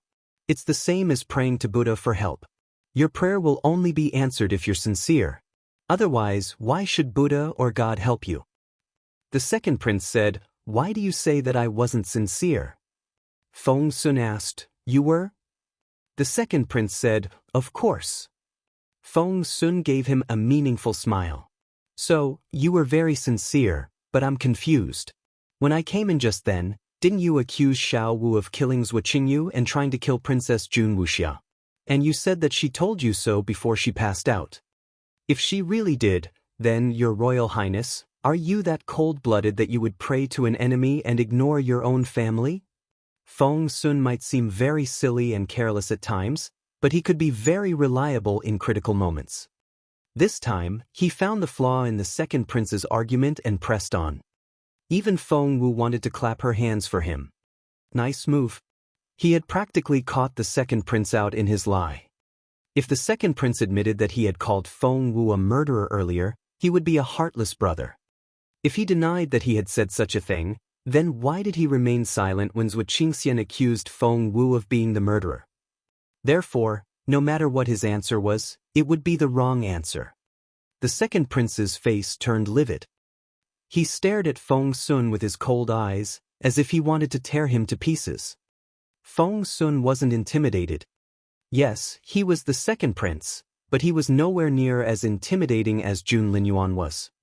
Therefore, the angrier the second prince became, the brighter Feng Sun's smile was.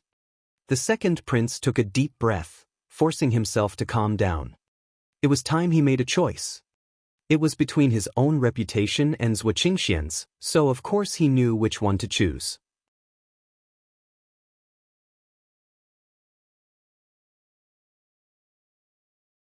Chapter 1834, Untitled. I never said that I heard that Feng Wu was the murderer.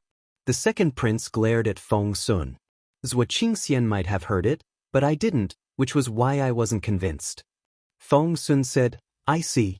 There I was, thinking that Feng Wu had been judged guilty, but as it turned out, Your Royal Highness never heard such a thing. The second prince smirked. It was Zhuo Qingxian's turn after that. He wanted the purple sun swordplay so badly that he was willing to give up everything he had. After he got his number, he stood in front of the lattice, pressed his hands together, and muttered something. Feng Sun shouted, Hey, your voice is too low. You need to say it out loud if you want her help. Duguyamo rolled her eyes at Feng Sun. Don't make me laugh. Brothers will never beg for Feng Wu's help. Feng Sun said, You never know. Maybe he's doing it in his head. Hey, I mean it. Praying in your head won't work. Shut up. Zhuo Qingxian threw a dirty look at him. Feng Sun snorted. He then nudged Xian Yi with his elbow. Do you think he'll secretly ask for Xiao Wu's help? Xian Yi shook his head. Not yet. Feng Sun said, You think? It seems to me that he wants the purple sun swordplay very much. Xian Yi was speechless. Of course he did. Everyone here wanted it. Feng Sun said, But when it's my turn, I'll get the swordplay, and it'll be too late for him to pray. Duguyamo couldn't stand it anymore. She stared at Feng Sun and said, Young Lord Feng, how can you be so sure? Feng Sun said, Because Xiao Wu owns this place. Duguyamo asked, How do you know? Where's your proof? Feng Sun said, I don't have any at the moment. Duguyamo said, Then stop daydreaming. Feng Sun said, Daydreaming? Is that what it is? Zhuo Qingxian accused Xiao Wu of killing Zhuo Qingyu when he didn't have any evidence. Why didn't anyone say that he was daydreaming? Duguyamo didn't know what to say. She wanted to retort but couldn't find the words. She wondered since when Feng Sun became so aggressive. Feng Wu was very touched when she saw how hard Feng Sun was trying to clear her name. Thank you, Feng Sun. Since you're so nice to me, I'm going to reward you for it. Feng Wu's original plan was to give the best things to Feng Sun and Xian Yi while leaving some bits and pieces for the others. But since Feng Sun was so adorable, she decided that she would give them everything. Zhuo Qingxian was very lucky, because he got 8 and 7. And the purple sun swordplay was right there, in lattice number 87. However, with Feng Wu behind the shelves, just like Ran Mill, Zhuo Qingxian was never going to get the swordplay. With a move of her fingers, Feng Wu changed the position of the swordplay again. When Zhuo Qingxian opened the door, whoosh! 3 poisonous arrows shot out at him. They were so fast that he barely had any time to dodge. Luckily, Zhuo Qingxian was capable enough to jump out of the way in time, but that meant that he hadn't found anything good this time. The second prince looked at Zhuo Qingxian. You really are very unlucky. Zhuo Qingxian went back to his old spot with a livid face.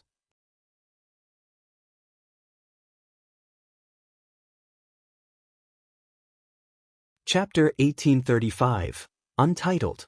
Feng Sun jumped around happily. Gosh, why won't you listen to me? I've told you over and over that you have to ask for Xiao Wu's help, but you're all just so stubborn. Fine, you won't say the words, and that's what you got. The crowd was speechless. Look, His Royal Highness only casually said a prayer in passing, and he found an enhancing pill. Although it's nothing worth screaming over, it's better than a water bomb or poisonous arrows, isn't it? The crowd was speechless. They had found Feng Sun's theory utter nonsense and wouldn't believe him. However, after everything that had happened, they began to waver. After Zhu Qingxian, it was Feng Lu's turn. She actually wanted to ask for Feng Wu's help.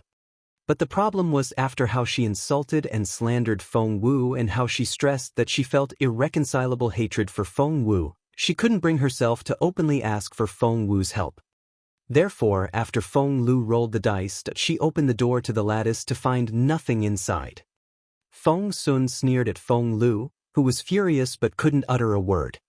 She even began to doubt herself. Did she have no choice but to beg Feng Wu? Feng Yiran and Feng Sang rolled the dice after Feng Lu. Neither were on friendly terms with Feng Wu, so they couldn't bring themselves to openly beg Feng Wu either. Hence, neither found any nice rewards. Dugu Yamo and Dugu Mingxi were next. Dugu Yamo held so many grudges against Feng Wu that she would rather walk out of here empty-handed than ask for Feng Wu's help. Dugu Mingxi held nothing against Feng Wu, but since he was intimately involved with Feng Lu, he could never pray to Feng Wu. Hence, neither of the siblings found anything good either. Their repeated failures made the mood in the hall tense once again. Haha, it's finally my turn. Feng Sun was relieved to see that none of the people before him had found the purple sun swordplay. He hadn't had much hope at first, but after he found the purple sun sword, he wanted the swordplay as well. The two would be a perfect match. Xiao Wu, you have to help me. Please let me find the purple sun swordplay, please. Pressing his hands together, Feng Sun prayed loudly. The others didn't know what to say. Feng Lu rolled her eyes at Feng Sun and said, "Young Lord Feng, please don't make me laugh. Do you really think that Feng Wu owns this place and can decide which reward will go to whom?" Feng Sun nodded sincerely. "Don't you think so?" Feng Lu said, "You've lost your mind." The others nodded their heads as well. Feng Sun said, "You're all hopelessly stubborn." Feng Lu smirked. "If you can find the purple sun swordplay, I'll marry you." Feng Sun almost jumped to his feet. "Gosh, please don't. I'd rather lose the swordplay." His reaction infuriated Feng Lu. Stomping her foot, she said, "You're the last person I want to marry, anyway. If you find it, you can have my head. Take it whenever you like."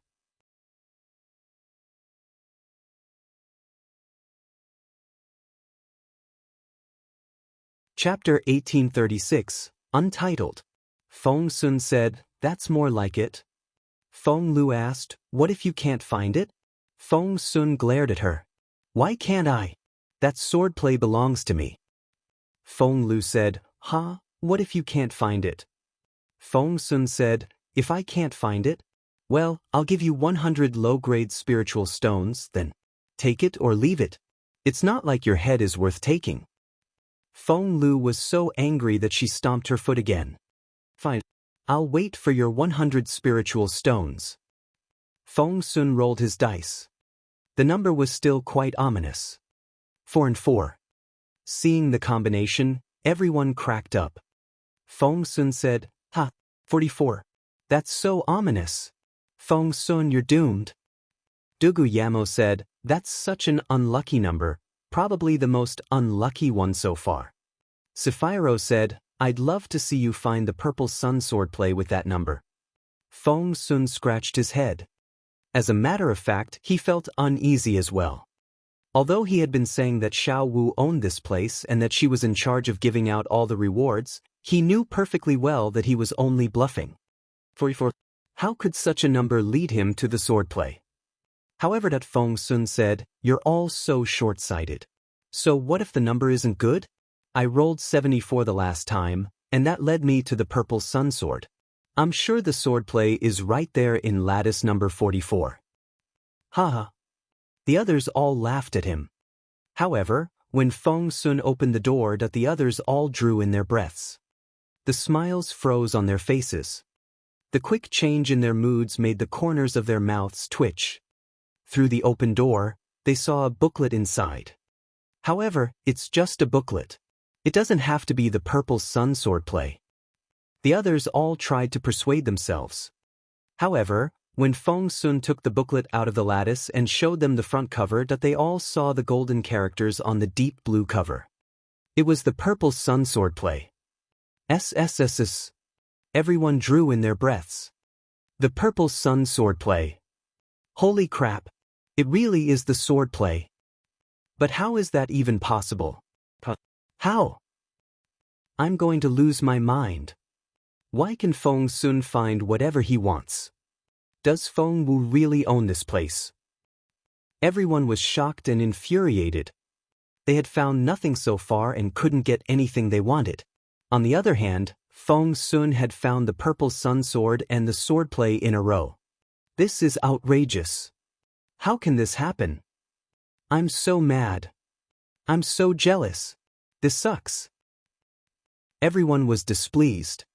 Meanwhile, Feng Sun finally recovered from his initial shock. It really is the purple sun swordplay. Oh my god. He held the booklet tightly in his hands and couldn't think straight. Did I find it because I prayed for little Feng Wu's help?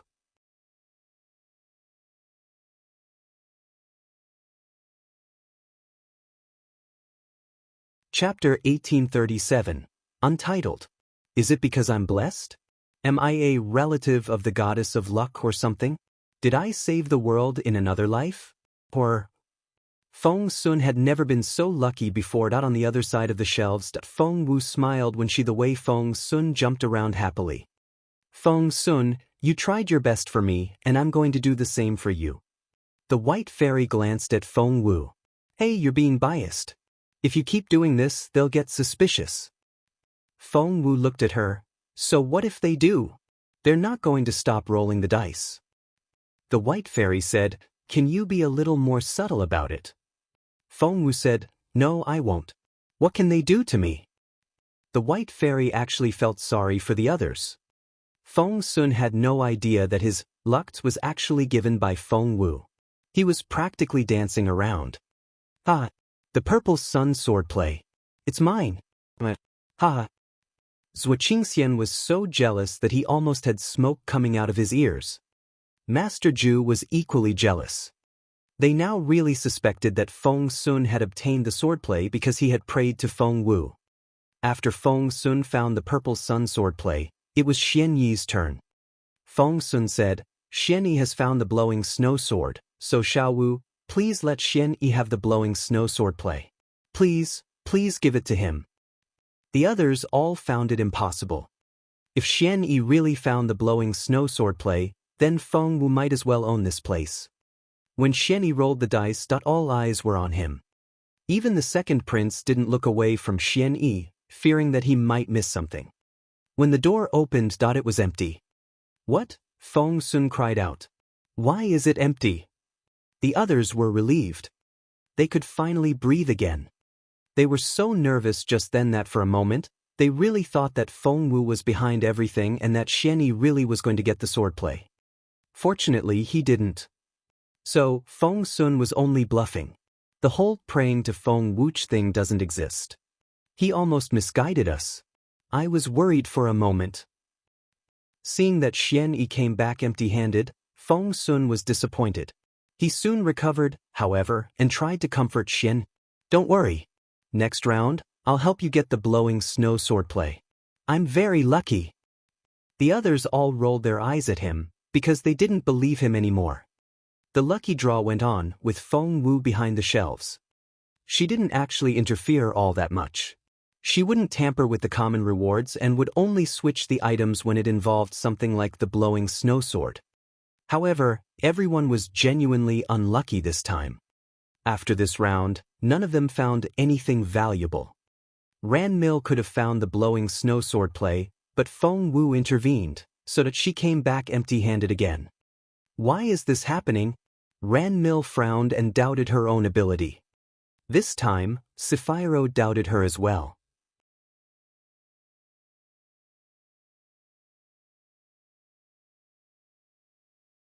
Chapter 1838, Untitled. Sister, aren't you able to tell where treasures are hidden? How? Sapphira was so confident because she trusted Ran Mill in that aspect. Ran Mill felt utterly defeated. 2 times in a row, she could tell that the treasure was on the other side, but when she opened the door, I don't know. Ran Mill frowned. Meanwhile, Feng Wu was impressed by Ran Mill's ability. That was because Ran Mill found the lattice with the purple sun sword the first time and the blowing snow swordplay the second time. She really was a blessed girl. Well, she's not as lucky as you. The white fairy glanced at Feng Wu. Feng Wu nodded. If she had been the first one you met, would you have helped her? The white fairy raised an eyebrow. Take a wild guess. Feng Wu said without hesitation, no, you wouldn't have. The white fairy asked, why? Feng Wu said, women can become enemies especially if they're both beautiful women of the same type. The two of you are the same type. Therefore, you won't like her. Hey, watch your sharp tongue. You don't need to be so blunt. The white fairy rolled her eyes at Feng Wu. Feng Wu chuckled. If Ran Mill couldn't find any treasure, Master Ju and Sapphira had even less of a chance. They didn't find anything either. The third round started. I give up, said the second prince. He just stood there. Because if he participated, his spiritual essence would be weakened again, and this test was just getting started. I give up too. Zhuo Qingxian made the same choice. After they gave up, it was Feng Lu's turn. Feng Lu gritted her teeth. I want to try my luck again. Then as it turned out again, she didn't get anything. Feng Sang said, I give up. Feng Yuran said, me too. Dugu Yamo gave it some thought and shook her head. I'll give up too. Dugu Mingxi thought the same. So, it was once more Feng Sun's turn. Hey, are you giving up already? There is still so much good stuff here and you want to give them all up? This is such a valuable opportunity, you're going to waste it. Everyone kept their gazes on Feng Sun. He had been waiting for his turn. The first time, he found the purple sun sword. The second time, he found the swordplay. His return rate was unbelievably high, but for the others, it was 0. Dugu Yamo said, enough with the crap, just roll the dice. If you find what you want, Feng Lu and I will get on our knees. Feng Sun was very confident in his luck now. Sure, I'll find the blowing snow swordplay this time. Feng Sun patted his chest. The others didn't know what to say. They wondered how long he could keep bragging about it. On the other side of the shelves, the white fairy glanced at Feng Wu. Are you still going to help him? Feng Wu smiled. Why not? In fact, Feng Wu felt sorry for Feng Sun's luck, or lack of it, for had it not been for her, he wouldn't have found anything.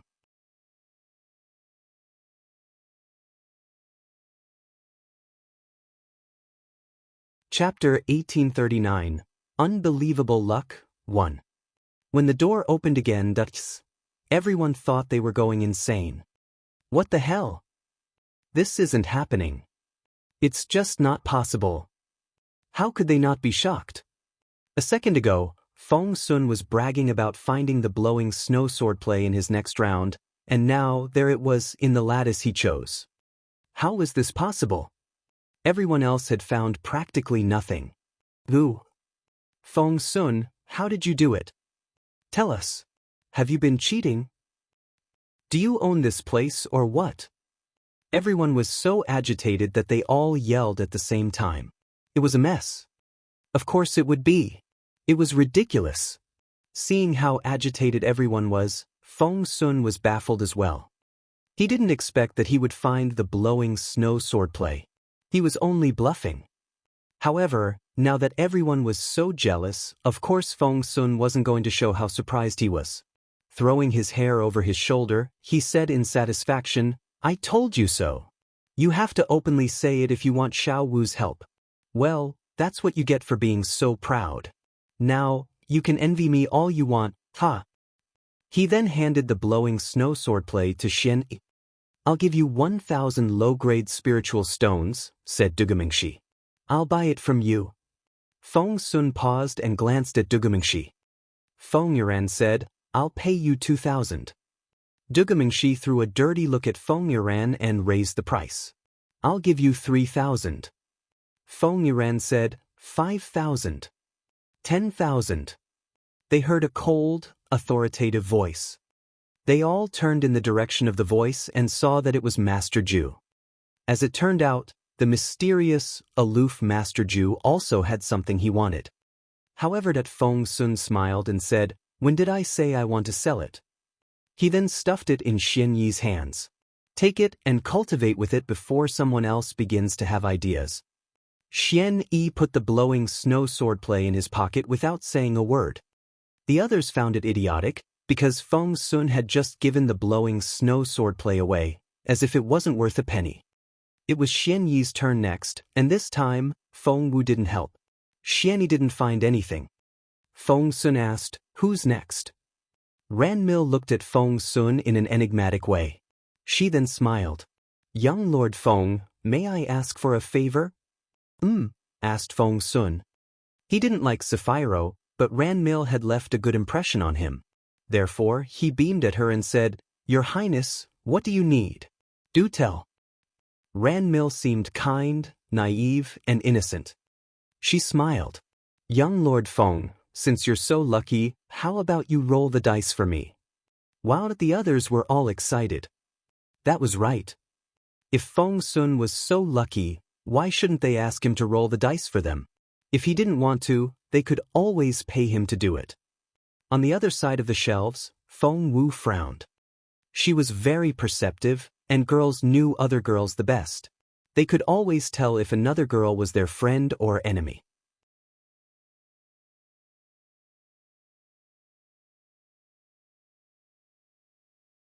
Chapter 1840, Unbelievable Luck, 2. Feng Wu felt uneasy about Ran Mil, but Feng Sun didn't feel that way. He found Ran Mil innocent, gentle, and lovely.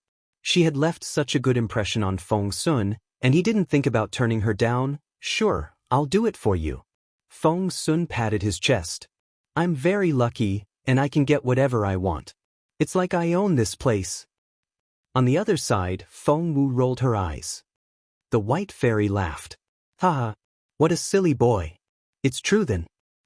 Feng Wu asked, "What's true?"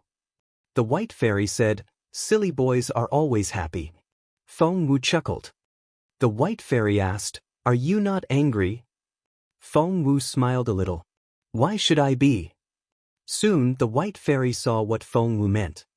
Feng Sun agreed to roll the dice for Ran Mil. Ran Mil smiled innocently and asked, "Young Lord Feng, which number shall we get?" Feng Sun looked at Ran Mil in bewilderment. "We have no control over that, do we?" Ran Mil thought, "Well, I have." But she couldn't openly admit it and could only smile at him. "Please roll them." Feng Sun asked, "Princess, what do you want?" Ran Mil checked the rewards on the wall. The purple sun sword and the swordplay were gone. So were the blowing snow sword and its matching swordplay. There were 4 5-star treasures left. They were the turtle diagram, the glowing cloud stroll, the martial elixir, and the replacement talisman.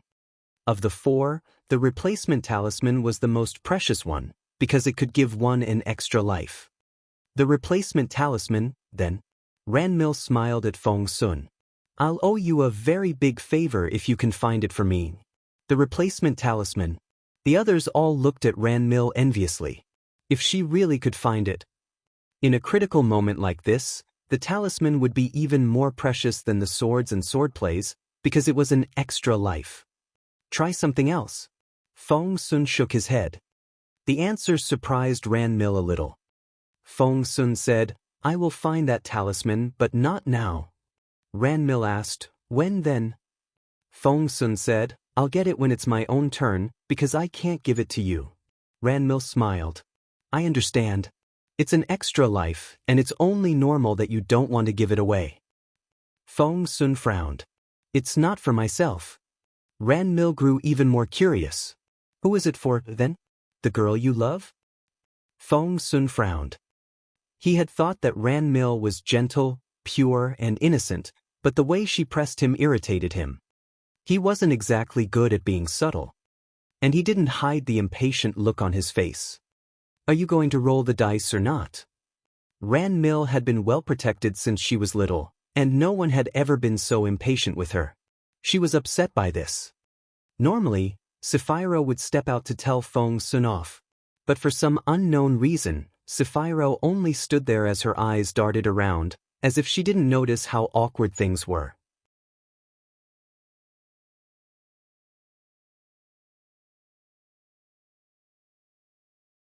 Chapter 1841.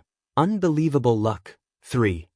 At the same time, Feng Wu kept her unblinking gaze on Ranmil. She had always firmly believed that no matter how good an actor a person was, in the event of an unexpected confrontation, they wouldn't have enough time to put their mask on, and that was the easiest moment to spot their true self.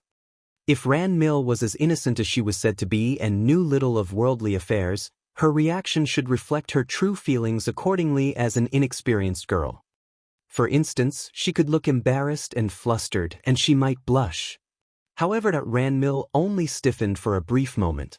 She recovered almost immediately and smiled a little. Of course. Please roll the dice. Young Lord Feng is so lucky that I almost want to borrow some of his luck. As she spoke, her hand casually brushed against Feng Sun's arm. Well, that's interesting. The white fairy chuckled when she saw this. Feng Wu looked at her in bewilderment. The white fairy said, "That princess touched the silly boy's arm. She was actually trying to turn her luck around by taking his." Turn her luck around? Feng Wu frowned. Is that a standard operation? Although that wasn't the expression the white fairy would use, she knew what Feng Wu meant. She found Feng Wu's words quite novel at times. The white fairy said, "That's right. That princess looks so innocent, but she has so many tricks. She definitely has a capable master. This is very interesting." On the other side of the shelves, all eyes were on Feng Sun. When he rolled the dice for himself, he could find everything he wanted. Would he be equally lucky when he helped other people? If that was the case. The others became a little excited. Feng Sun got 2 and 2 this time. He said happily, 22 a good number. It's Xiao Wu's favorite. Feng Wu was speechless when she saw what was in lattice number 22. That was because it indeed contained something nice, very nice. It was the replacement talisman. She said, "This Ranmil really is unbelievably lucky. Didn't you see her take another person's luck?" The white fairy smirked. Feng Wu said, "Are you saying that she stole luck from more than one person?" The white fairy nodded. She's only a spiritual lord now and can only steal luck from a handful of people. As her cultivation level rises, she'll be able to take more and more. The consequences will be unimaginable. Feng Wu asked, "What will happen to the people whose luck is stolen?" The white fairy gave her a half smile. "What do you think? The mildest case is that the person will be extremely unlucky for a few years until they slowly regain their luck. In severe cases, however, the person may be overwhelmed by ill fortune which will haunt them until they die in misery." Feng Wu frowned. "She's hurting innocent lives." The white fairy chuckled. For those who practice such evil techniques, the first lesson they learn is to show little regard for other people's lives. Innocent lives are the last thing on her mind. Feng Wu didn't know what to say. Putting her hands behind her back, the white fairy smiled. "I think I know who her master is." Feng Wu asked who. The white fairy said, "Red March, the head of the 5 Poison sect." Feng Wu frowned. "I've never heard of this person before."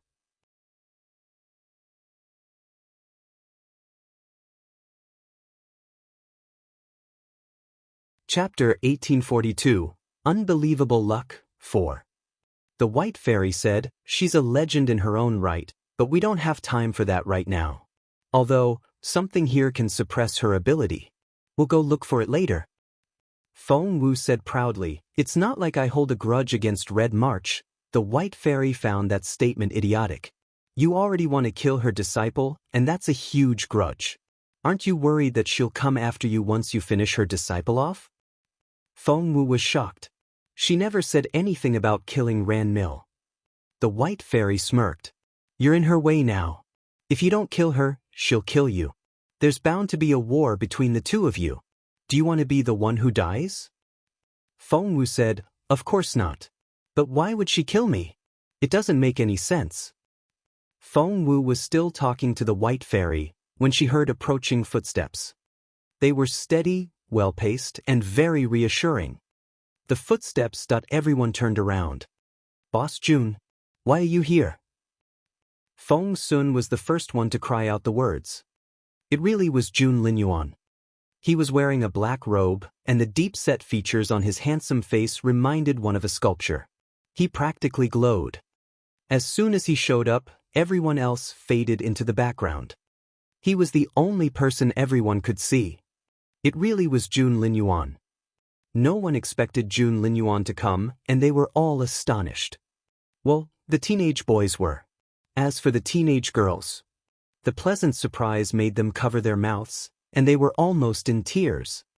Although Feng Lu, Feng Sang, Duguyamo, and Sapphiro had claimed that they were no longer in love with Jun Linyuan, when he showed up, they couldn't hide their reactions. Wow! Even the white fairy, who had always been very picky, was impressed by the teenager. She gave Feng Wu a nudge. Feng Wu felt awkward.